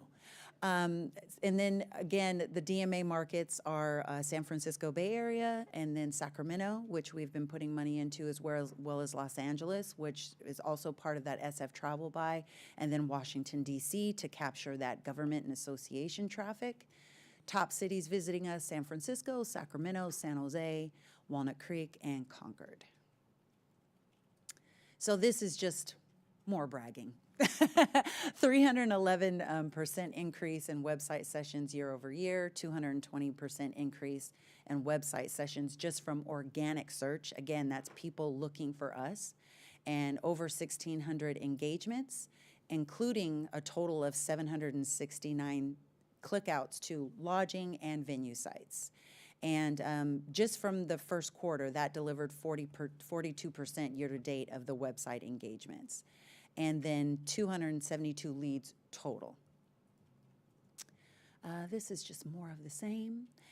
Organic searches, we are ranking only second under the city of Walnut Creek, where we used to be at the bottom of the first page, where, as you know, no one goes. And this is just a little bit of our plans going forward for this year is to target more sports planners, to highlight our beautiful sports mall and get some more sport overnight stays, increase visibility with our meeting planner education organizations.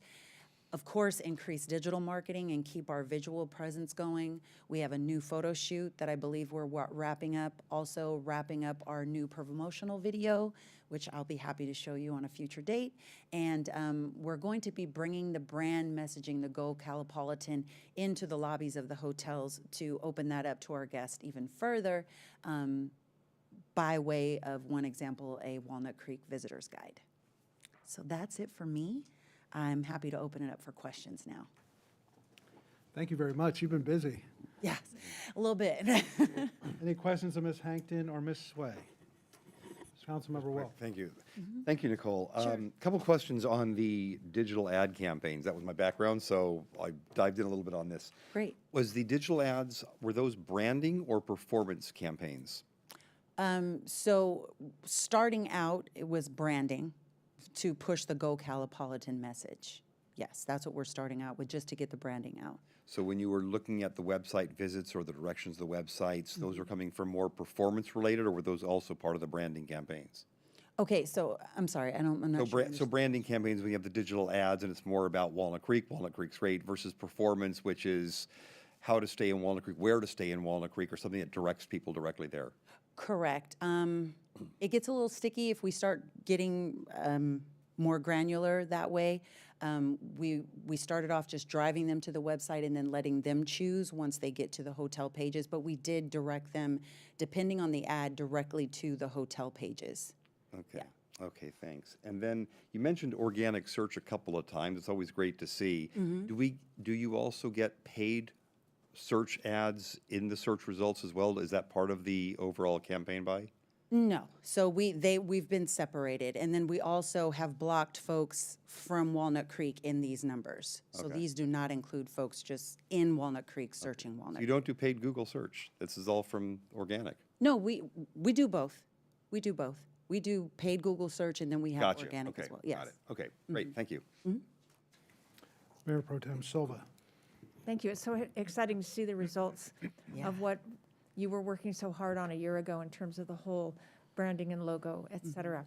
How have the hotels felt about the results? They feel good about the results, especially the occupancy rates increasing on the weekends and slowly starting to increase during the weeks. I think we need a little bit more work on getting them to incorporate the branding into the hotels themselves. And so I think that will be the next step. You mean the concept that we're all on the same team? Correct. And Kansas. I don't know. So I have a new theme for you. Toto, I don't think we're in Kansas anymore. I like that. I'm going to keep that in mind. Interesting. Okay, any other questions of Ms. Hankton or Ms. Sway? And I also have brought some lovely, they're called yacht tote bags for each of you. They're great bags. I expect to see them at Art and Wine next month. So those are for each of you. That's great. Thank you. You're very welcome. much. All right.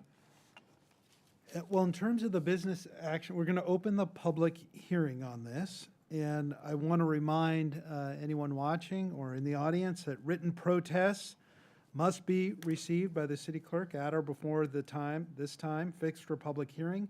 I invite anyone with an undelivered written protest to present it to the city clerk immediately, as no further written protest will be accepted. And if anyone here in the audience either wants to make a comment or provide a written protest, you can approach the lectern. And if you're on Zoom and would like to make a comment, you can raise your hand or press star 9 if you're connected by audio only, and you'll have 2 minutes to make your comments. We have no speakers on Zoom, and we have received no bid protests.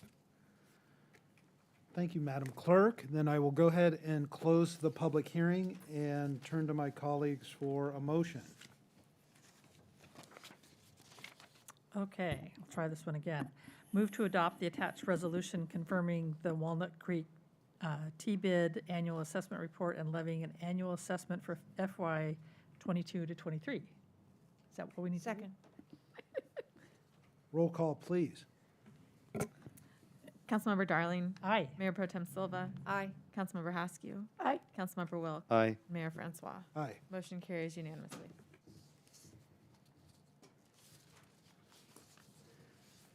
Next on the agenda is a public hearing item entitled Consideration of an Urgency Ordinance Pertaining to Continuation of the Rebound Program. And I'm going to invite Janine Cavalli to make the staff presentation.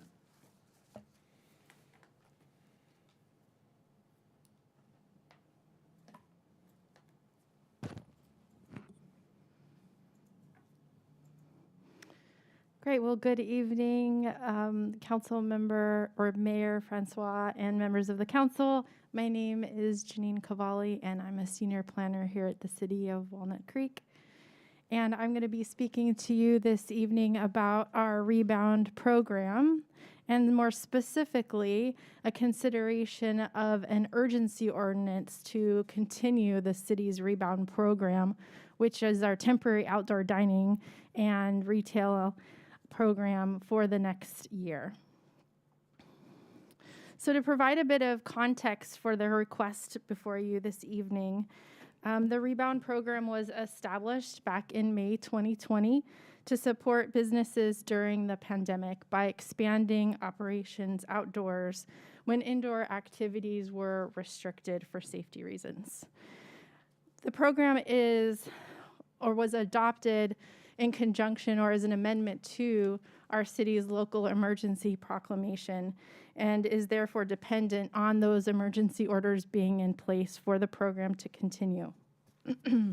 It's been implemented in approximately 6-month intervals since its inception, and the council's last direction was from last November to continue the program through June of this year. And so the purpose for the continuation is that we're now approaching that June timeframe.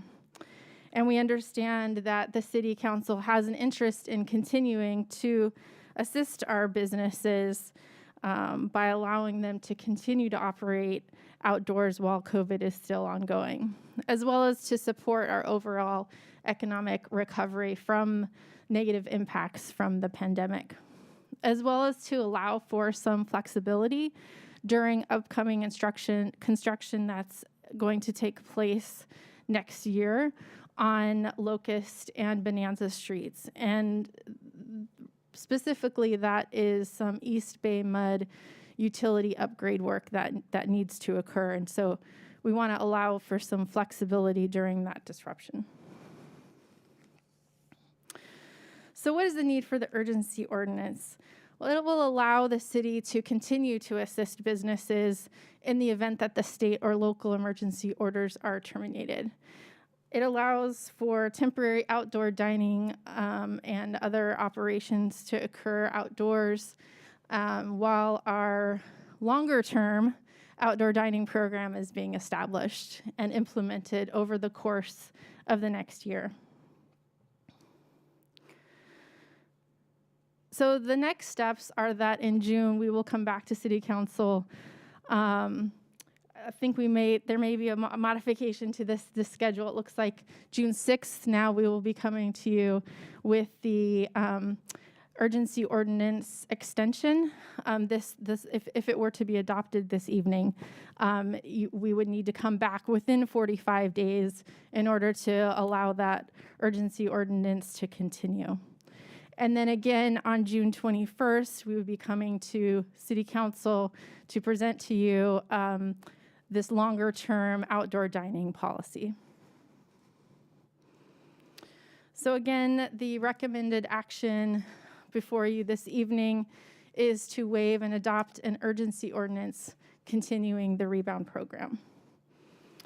That concludes my presentation, and I'm happy to take any questions. And I also have other members that have worked together on the urgency ordinance that can provide some responses as well.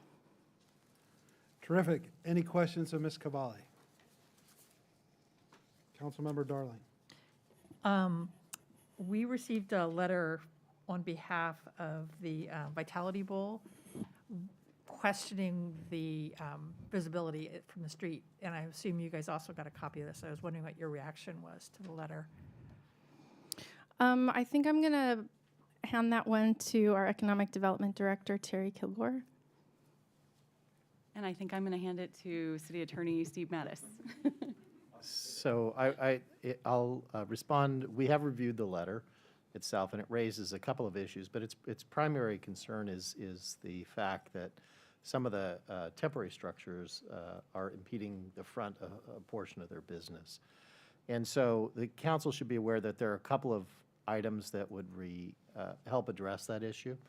The first one is that the permanent regulations that are being drafted will put into place an obligation that when you put outdoor structures in, that they can't obstruct the access of other businesses.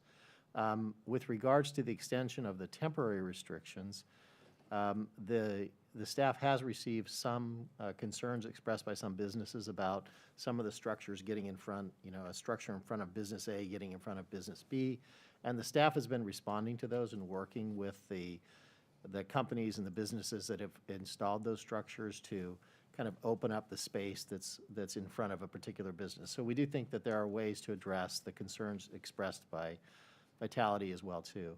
In addition to that, we did go out and look again at the general location by Lamone, by this business, and there are other spaces available in that area, so it's not as if there are no spaces associated with it. So from a practical standpoint, we think the concerns that they've raised can be addressed.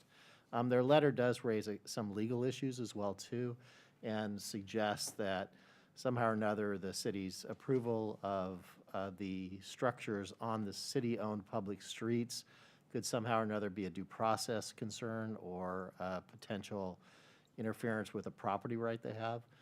I would just advise the council that the ordinance that is before you this evening has followed all the proper procedures. So from a procedural due process and a substantive due process standpoint, I'm comfortable that it's fine as drafted. Secondly, from the standpoint of interfering with some interests they have, the public in general, while we all use the streets are actually owned by the city.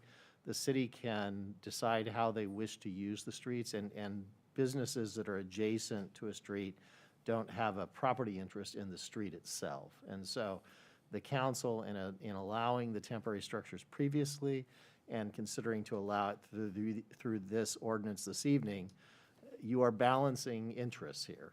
That is part of what you're doing, and you're supporting the businesses in a way that allows them to have some additional business opportunity during the pandemic. At the same time, trying to ensure that there's enough parking in the downtown area. And so from that standpoint, I would just advise the council that we don't think that there's any issue with there being kind of an interference with their business interest. But I would say, most importantly, staff is aware of their concerns now. We are going to work with the companies that have the structure that's partially in front of them now to try to address that issue. And I'll defer to Terry if she wants to add any more to that. I would just echo everything that the city attorney has said and add that we have past practice of working with businesses that had been allowed to operate in front of other businesses and working to realign them back in front of their own business frontage. So we're hopeful that this will be a quick and swift remedy that we can implement here. And let me just, so it sounds like we're on sound legal footing.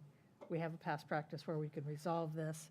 And just to make sure that I understand process from here on out, we're going to revisit this urgency ordinance in June. And so if for some reason the party is not happy, they can come back and talk to us again? Yeah, that's correct. The ordinance that you would be adopting this evening, just because of the statutory framework under which you're adopting it, can only be effective initially for 45 days, and then to extend it beyond 45 days, you have to have another public hearing. So there is another opportunity when this gets extended for the council to consider it. And then the other point that I would just raise is that in the permanent regulations that we are drafting right now, we are specifically making it such that these structures need to be in front of the business they're serving and not be in front of an adjacent business. Thank you. Good clarifications. Thank you. Any other questions of staff on this item? Nope. Okay, then we'll go ahead and open the public comment and would invite anyone here in the chamber that would like to provide a comment to please fill out a yellow speaker card and approach the lectern. And if you're joining us by Zoom, you could please raise your hand or press *9 if you're connected by audio only, and you'll have 2 minutes to make your remarks. We have no speakers. No speakers. I'm noticing a theme tonight on that. So I'll go back, turn it back to my colleagues for any discussion or deliberation on this item. Make a comment. Thank you for the update. I can say that the Downtown Next, or the Rebound Committee that Councilmember Haskew and I are on, continues to revisit and discuss all these different issues, which encompass a lot of the different topics that other businesses have brought up. I feel very confident that what we're able to do and recommend and bring forward to the council is addressed. And of course, we all make the decisions as a body of 5. So I appreciate that. And we appreciate the comments that the businesses have. They help to direct us as well and to take things into consideration that we might not have otherwise done. So with that, if there's not other comments, I will be happy to make the motion to approve this. And I'll second. Then I better make the motion. So a motion to waive reading and adopt the emergency ordinance continuing the rebound program, temporarily suspending and adding certain requirements and authorities under the Walnut Creek Municipal Code, including requirements pertaining to parking, signs, and curbside pickup zones, and temporarily vesting certain authorities in the city manager to allow for implementing an administrative citation and fine structure to enforce the rebound program guidelines. Again, I second. Roll call, please. Councilmember Wilk. Aye. Councilmember Haskew. Aye. Councilmember Darling. Aye. Mayor Pro Tem Silva. Aye. Mayor Francois. Aye. Motion carries unanimously. Yes, I was just going to check in with everyone on that. We will take a break. It's 7:50. We will resume at 8 o'clock.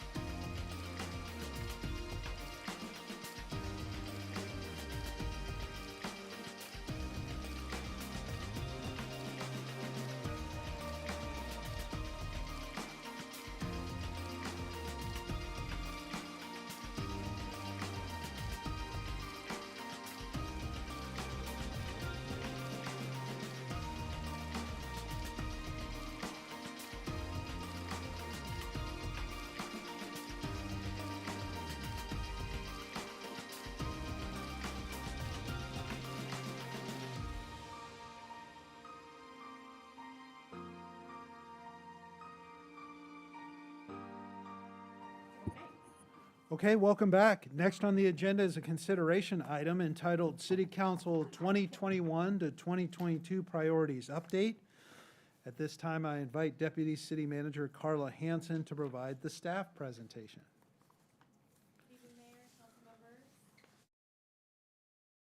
Is this mic?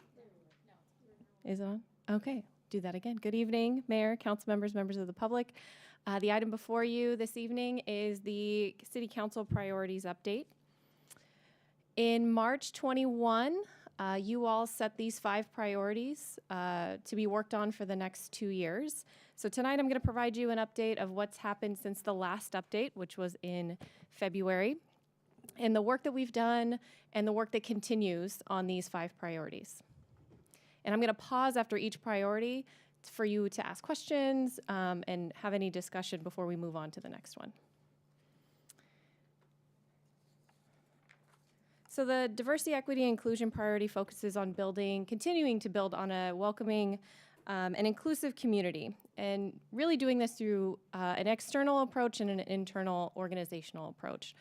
The community-based DEI task force, which is led by Mayor Francois and Councilmember Wilk, they're leading a DEI task force of 13 community members. This task force has developed a mission and vision and finalized a community survey that's going to be released in June 22. And then on the internal side, we have a working group of about 12 employees from all different areas of the city. They've been working on training for their team. They're called Rising Tide. And they came together and built a survey that went out to staff in spring to inform the training materials for upcoming citywide training. And that training is going to be happening in June, and it will include the City Council, our commissioners, and all city staff. Any questions on our DEI priority? Any questions on DEI? No, thank you, Carla. Up, Mayor Pro Tem Silva. I've been looking forward to when we as council will be trained. Are we getting, when is that occurring? Are we doing that in groups of other commissioners? How is that structured and when, please? I'm going to have our Assistant City Manager / HR Director come and answer that question. Thank you, Carla, Mayor and Council persons. So we will be offering 3 training sessions, the first in June, one in July, and one in August to accommodate vacation schedules. We've broken the council up to a maximum of 2 council members per training, and you will be joined by other commissioners in that training session. There will be separate staff training sessions. That was at the specific recommendation of the consultant, with the interest being that of keeping groups together who had similar types of interactions within the city, and so hopefully some commonality in the types of discussions to be held. Thank you. Any other questions on DEI? Okay, moving on to our economic development and COVID-19 recovery. This priority really focuses on revisiting our economic development strategic plan, and with an emphasis on COVID recovery and revitalization strategies for our downtown and other areas of the city. And it's really broken up into 4 parts. So general economic development, our downtown support and management, blueprint and development services, which is really permitting, streamlining, and then our short-term rentals and cannabis regulations. So for general economic development, the development division has been working with industry consultants to develop a retail strategy, an office property study, and also a medical office study. The office property study should be concluded this month. The retail strategy will be concluded in sometime this summer, and as I mentioned, the medical office study is underway.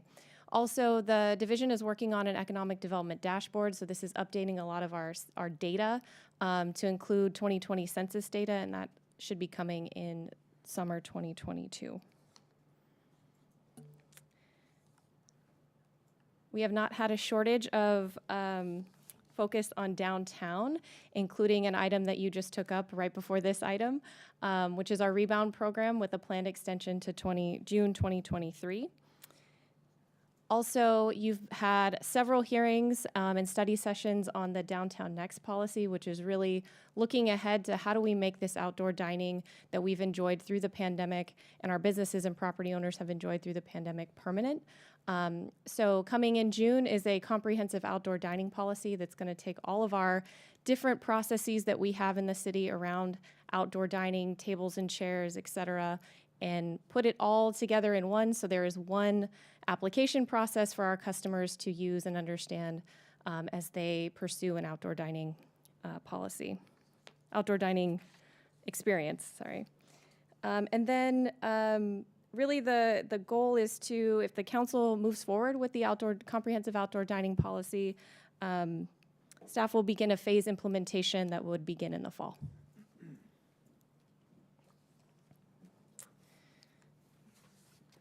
We've learned a lot through the pandemic around how our customers around development services are accessing our services. And we did some surveying last spring around how folks are experiencing our website and how they're getting to our staff when they're not coming into City Hall. And so with those surveys, we were able to improve our website, both just how folks interact, where the information is, and then what the information says as well. So we launched a new customer-centered virtual permit hub in April, and this was all based on our customer feedback that we got through those surveys. Also, the Planning Division is developing design review standards and guidelines. These are going to be reviewed by the Design Review Commission in June, and then will be worked on throughout the next fiscal year. And we all met our new Community Development Director, who started last week, which is a great addition to the city and leadership of this department.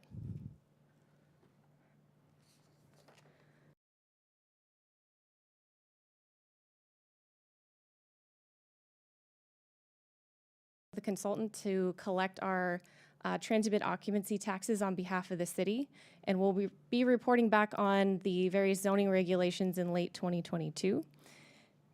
And over on the cannabis side of things, the city last meeting approved a ordinance to include adult use delivery in the cannabis ordinance and updated the operator selection process.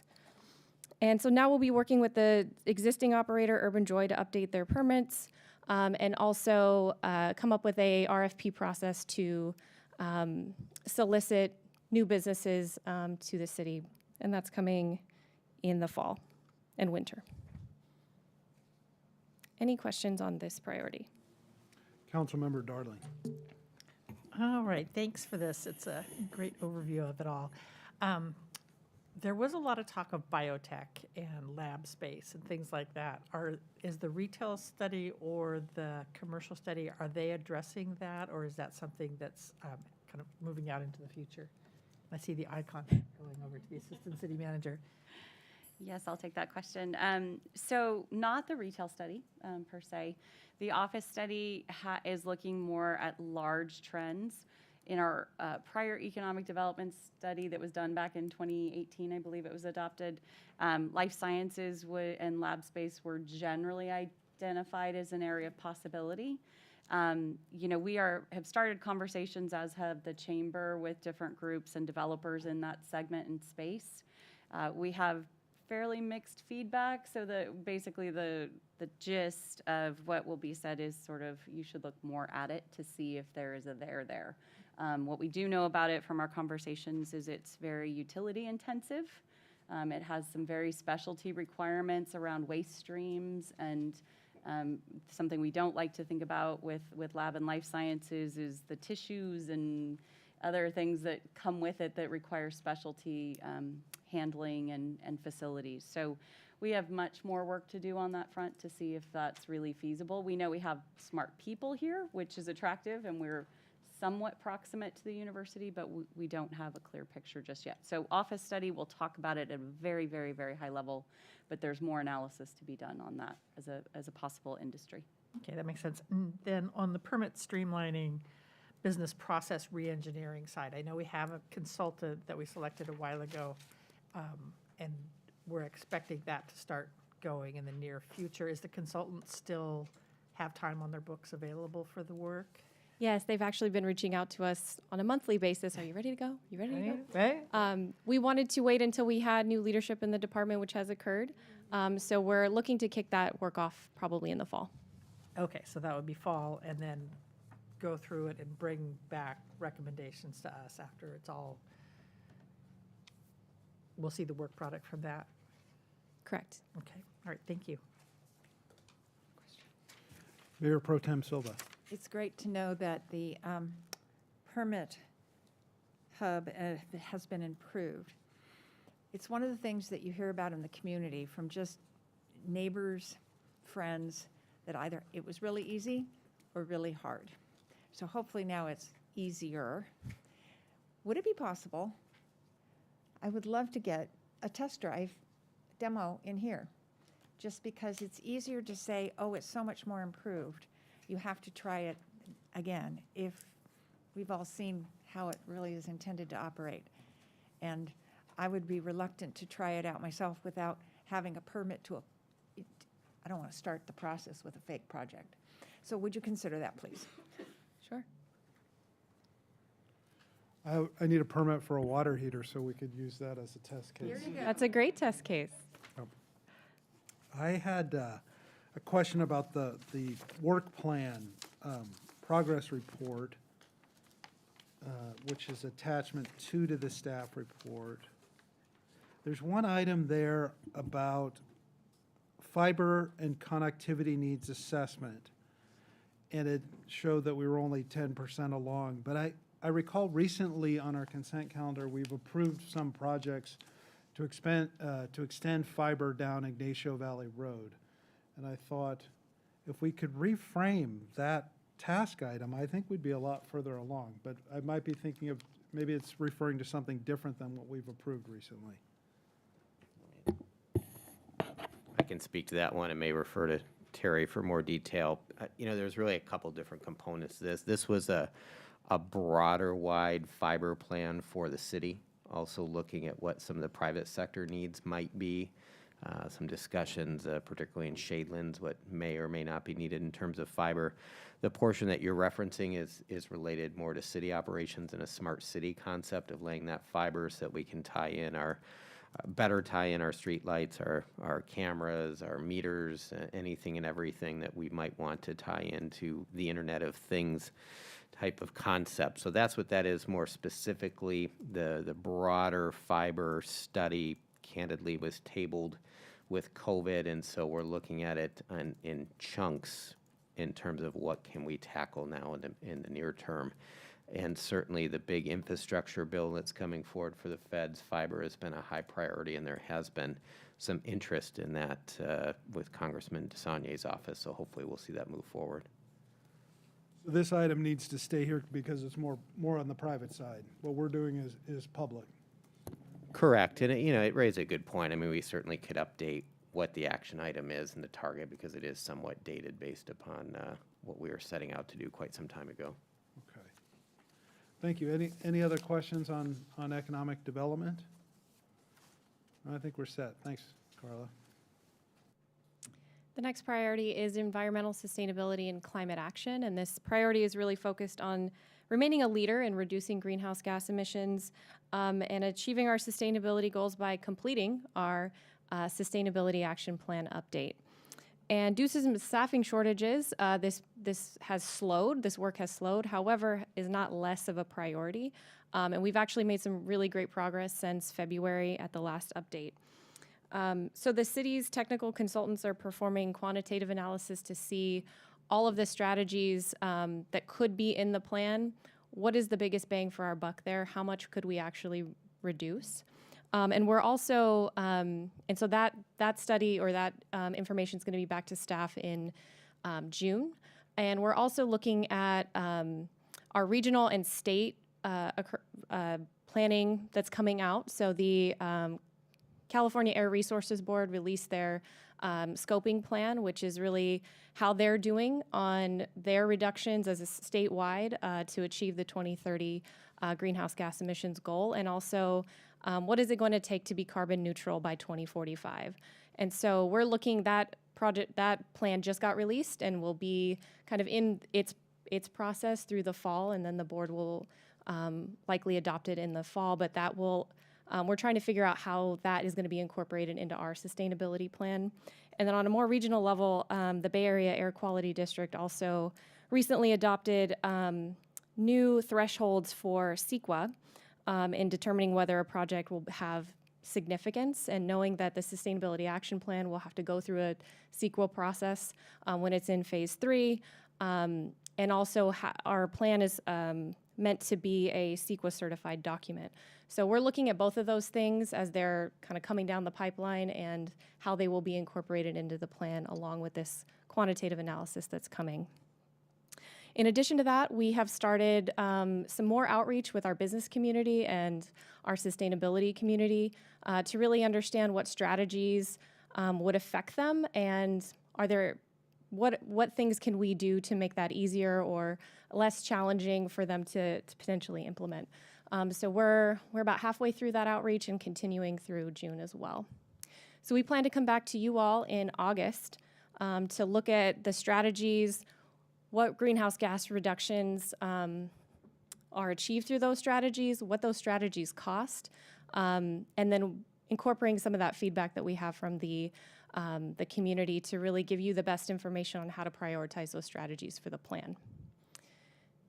Moving on from there, we'll draft the Sustainability Action Plan, do an environmental review, and move on to plan adoption, which we're hopefully can do in future 22, but it may move into 23.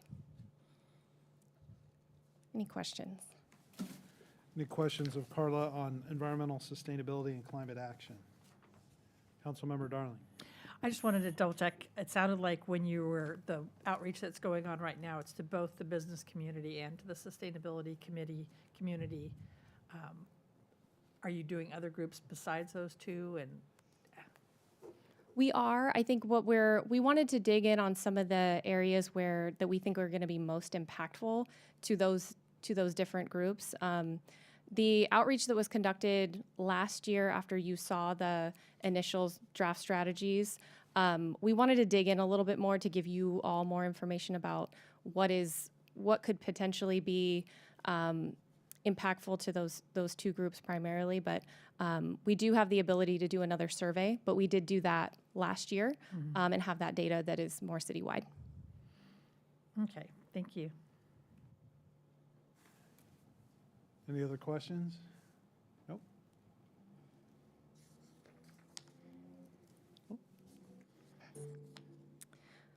Okay, our infrastructure and facilities priority is really focused on the Your Parks, Your Future initiative that began back in 2018 and was designed as a two-phase project. The first one being understanding what needs we need long-term for our programs and facilities at our 4 different facilities.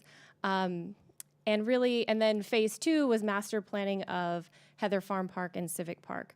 We've put phase 2 on pause for now, and we're really focused on phase 1, which is the Heather Farm Park Swim Center and Community Center and Bathhouse replacement. And so you all approved the project study area in July 21, and then confirmed a future location of a combined swim and community center in December. And what we're doing is really starting the design of that facility and doing some outreach with our Parks and Open Space Commission, and also that will be coming to you, I believe, in summer. Yes. And we hit another milestone in April with the Walnut Creek Aquatics Foundation, where you all approved an agreement with them to contribute $3 million to a 50-meter pool rebuild. On the community and listening and survey side of things, back in the fall, the city manager brought a couple of funding options to how are we going to pay for a facility replacement and those programs that are housed in those facilities. And the council directed us to really focus on understanding what the community's priorities are and focus on a sales tax measure as a potential funding source. So we did a survey in January, and those results were presented to you all in February. And we're continuing with the community and listening outreach, which is occurring really from spring through about June. And this is intended to be a two-way communication. So we did direct mail to residents in Walnut Creek, where they could learn about what the future needs of Walnut Creek are, and then tell us what their priorities are by either taking an online survey or sending back by mail answers to that survey. We're also talking to a number of community groups to understand what those priorities are and answer questions and really understand what are those future needs of Walnut Creek. And we're planning to do a follow-up survey in June. And really, if the council chooses to move forward with a sales tax measure in November, action would need to be taken by August. And so we're going to use all of that outreach to help you all make that decision coming in the summer. Any questions on this priority? Councilmember Darling. Sorry, I have a lot of questions, and Luella's starting to look at me. So I just wanted to make sure that under the Phase 1 implementation, identifying the location of the facility, there's a note that the size of the lap pool would be determined at a future date. And now that we have the MOU with the 50-meter pool in that, and we'll be coming back to, we'll be looking at a 15% design drawing, is that projected to be the point at which we make the final call? Yeah, I can speak to that and possibly save Janine a trip here, but she's welcome to jump in. Yeah, the intent, obviously, with the signing of the MOU, the intent at this point, if we pursue this overall project, depending upon how the funding measure turns out, would be to pursue a 50-meter pool. What this next update would be is to give you an update on the design and layout of the facility with some options for consideration of how the different pieces fit together. And that's what we're looking at as we work towards that goal of achieving the 50% or 15% design standard by this fall. And then in the design work that's going on, is the aquatics community involved in that process? If they have.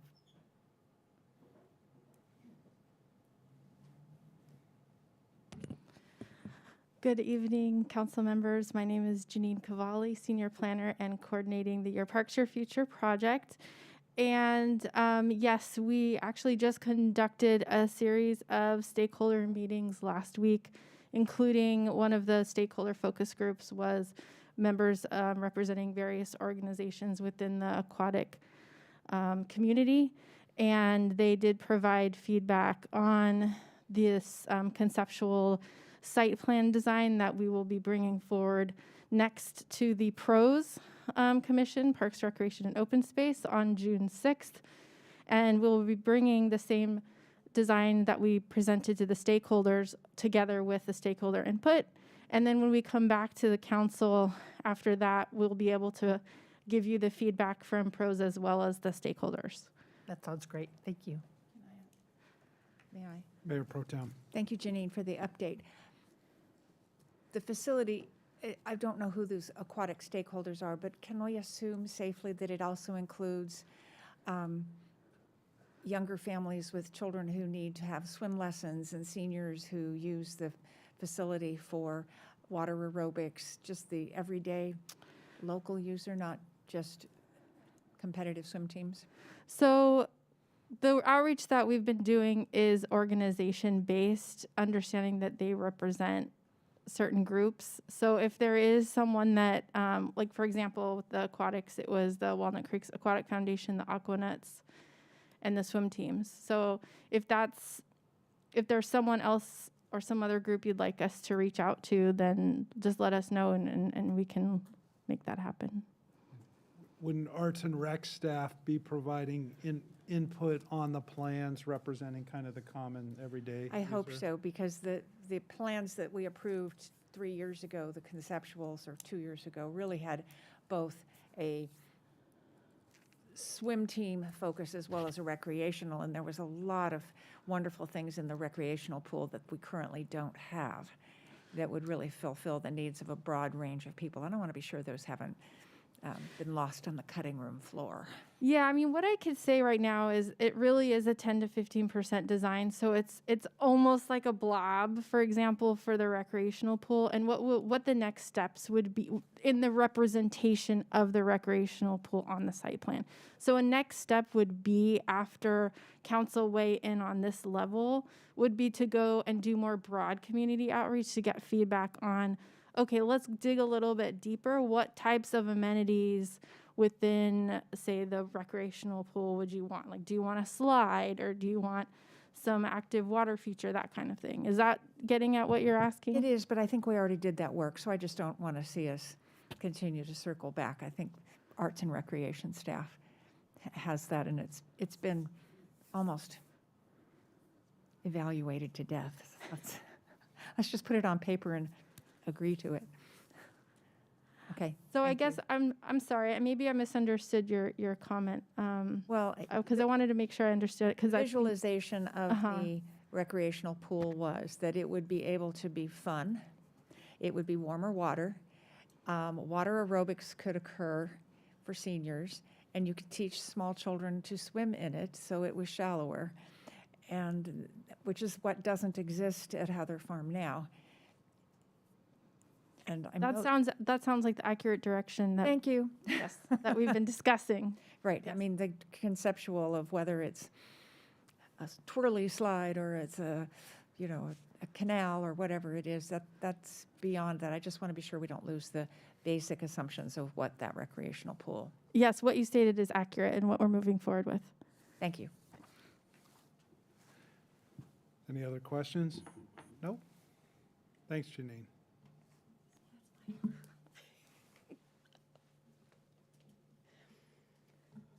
So moving on to our social wellness and public safety priority. So this priority is focused on new and better responses to homelessness, mental health crises, and community engagement. And really, this priority integrates existing and new programs that are provided by multiple departments.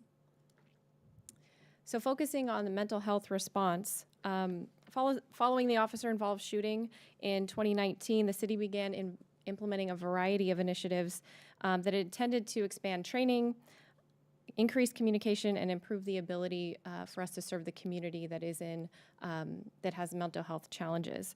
And at the request of the city of Walnut Creek, the county created an extensive regional group of stakeholders to really assess how these different programs were provided throughout the county. And the result of that was a program named A3, which is intended to indicate that anyone in Contra Costa can access timely and appropriate behavioral health crisis service anywhere, anytime. The primary focus of this program has been the Miles Hall Community Crisis Hub, and the goal is to have this hub staffed 24/7 by clinicians to really triage behavioral health calls throughout the county and dispatch response teams based on those needs. Currently, the hub is staffed Monday through Friday, so not 24/7. However, the target is to have the hub open 24/7 by the end of the calendar year. And the county's authorized about 73 positions for this hub, and they're in the process of interviewing and hiring, and of course are running into some of the labor shortages that every organization and business is running into at this time. Also, training curriculum is being created to train dispatchers and officers at all law enforcements throughout the county, with a focus on integrating dispatch centers with the hub. Other items under this mental health response include our police department training. The police department has established 2 new consultant-led trainings that are specific to mental health and crisis response. Those trainings include crisis intervention training provided by a licensed therapist and non-criminal barricaded subject training. Trainings on crisis intervention, de-escalation, and principled policing are being held throughout this year.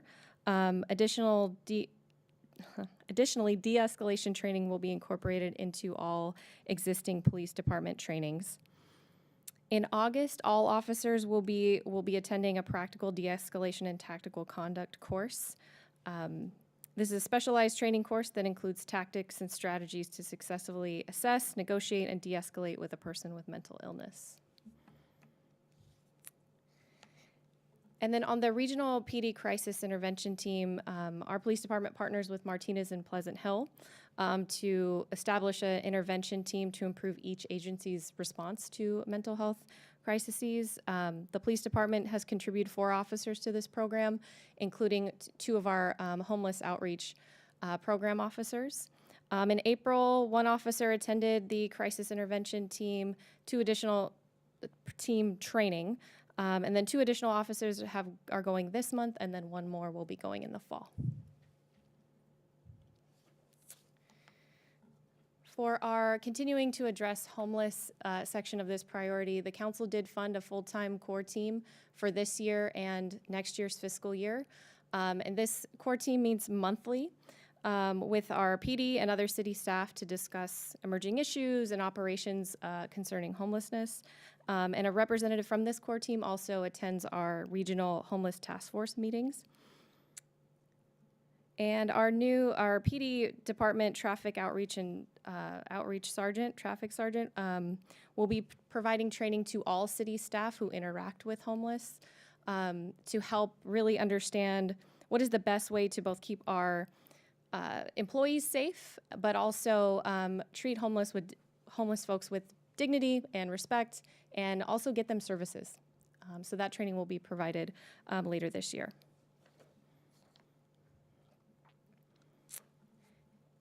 And then our enhanced police department and community engagement, following the organized retail theft at Nordstrom in November 2021, the police department has increased their presence downtown, and the city council approved funding for additional officers and technology and overtime to provide those officers downtown.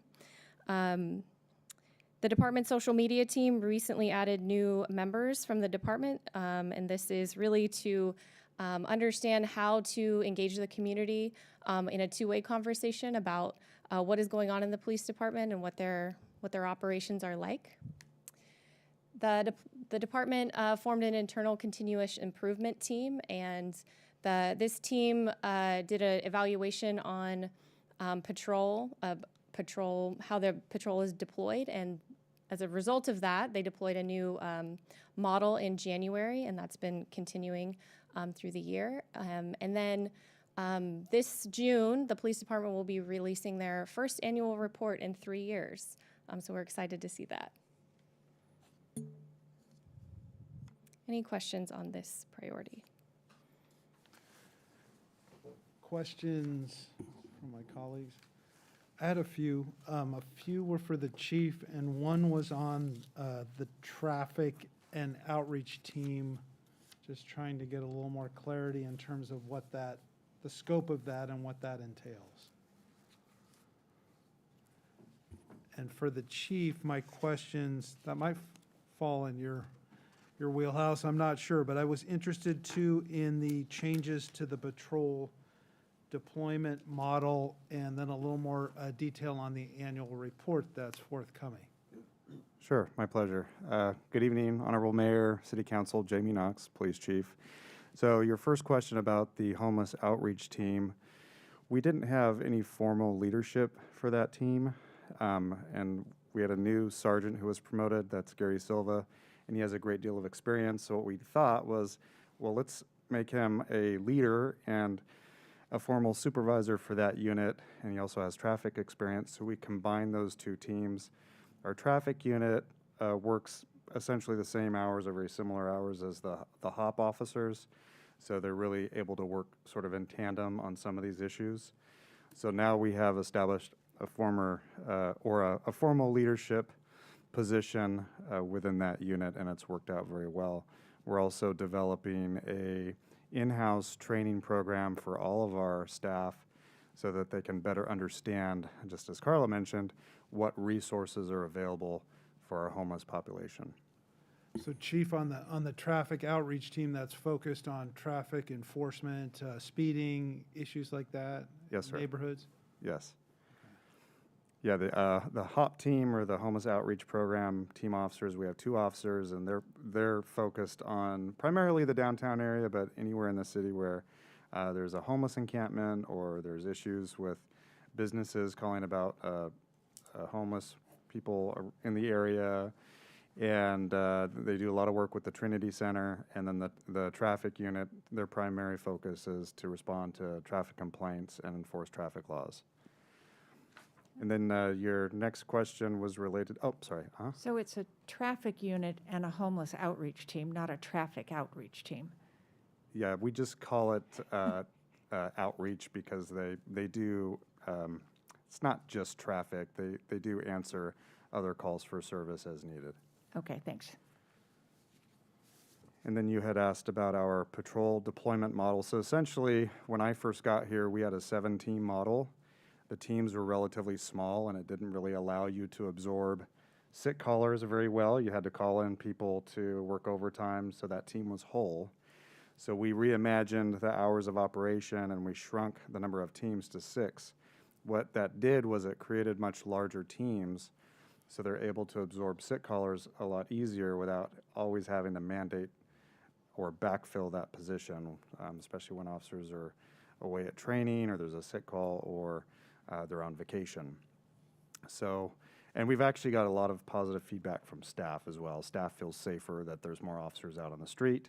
And of course, with the overtime authorized by council, we've been able to really beef up our downtown patrols during the weekend. Our reserves are now back working the downtown area. It's starting to warm up, so we're seeing more activity downtown. So we've really done our best to increase our police presence downtown. And I'm sorry, I forgot what your last question was. The annual report. Oh, yes, sir.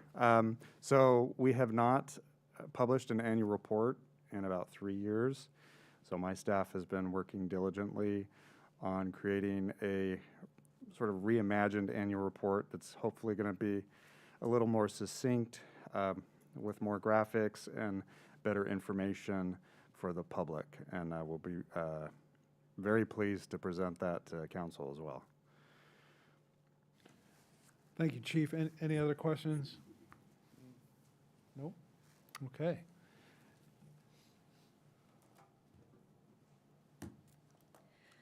So additionally, beyond the work completed on your 5 priorities, we also are completing other work that is major for the city and our city staff. That includes our housing and safety element update. This is a state mandated update, and the state requires us to plan for housing needs for the entire community. So our housing element is going to be covering 2023 to 2031 for housing needs at all income levels, and it's also going to be updating our safety element, which really plans for natural and human-caused hazards to reduce our risk long-term. This effort includes a lot of public outreach, and we've conducted 2 online surveys and 2 public workshops. And staff plans to bring a draft forward to council to review this summer. And what we're aiming for is really a adoption of the updated housing and safety elements by January 23. So we're able to send it to the State Housing and Community Development Department so they can certify it by next summer. So next steps, we will be updating you again on your 5 priorities and other major work happening in the city in the fall. So the recommended action for you this evening is to receive the report. Thank you very much, Deputy City Manager Hanson. Unless there are any other questions of the council, we'll go ahead and open the public comment on this item if you're here in person. And I don't see anyone but staff here in person, so we'll turn to Zoom. If you're on Zoom and would like to make a public comment, please use the raised hand feature or press *9 if you're connected by audio only.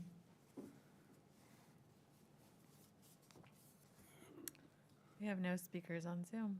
Okay. Then we will go ahead and bring it back to the council for any final comments or a motion, I believe, to receive the report. Luella has a question. I have a question as well. don't have a comment, so Oh, go with your question. I really appreciate the depth of the presentation and the amount of work we have out there in addition to our regular work.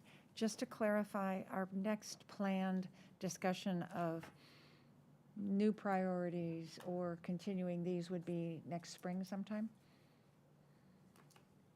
That's correct. Okay, thank you. I'd like to thank staff because this has been probably the most challenging time in terms of having enough people to do really impressive jobs, and they have embraced this and made progress almost well beyond what we could even justify asking. So I just want to acknowledge how hard they've worked and how much they've accomplished over this time, and how they still managed to look enthusiastic about going forward with it, not like they're retiring at all, like they're going forward. So thank you so much for all the work you've done getting us to where we are now, and really, really, really looking forward to hear the next round of results. You're doing incredible work. Thank you. Thank you. And I'd like to make the motion to receive it. And I'll second that, and I also second the comments that Councilmember Houski made. Great work, obviously in depth. In fact, with 5 priorities this 2 years, that was 20% more work, and we got the bonus of the housing element. So kudos to all on that. That's great, and I concur as well. Obviously, we've got a great staff, and we appreciate the hard work that you've done to implement our 5 priorities, and not only doing the work, but doing it enthusiastically and with a positive attitude and with real gusto and passion, and it shows. So with that, I would ask the city clerk to please call the roll to accept the facilities, or the priorities update.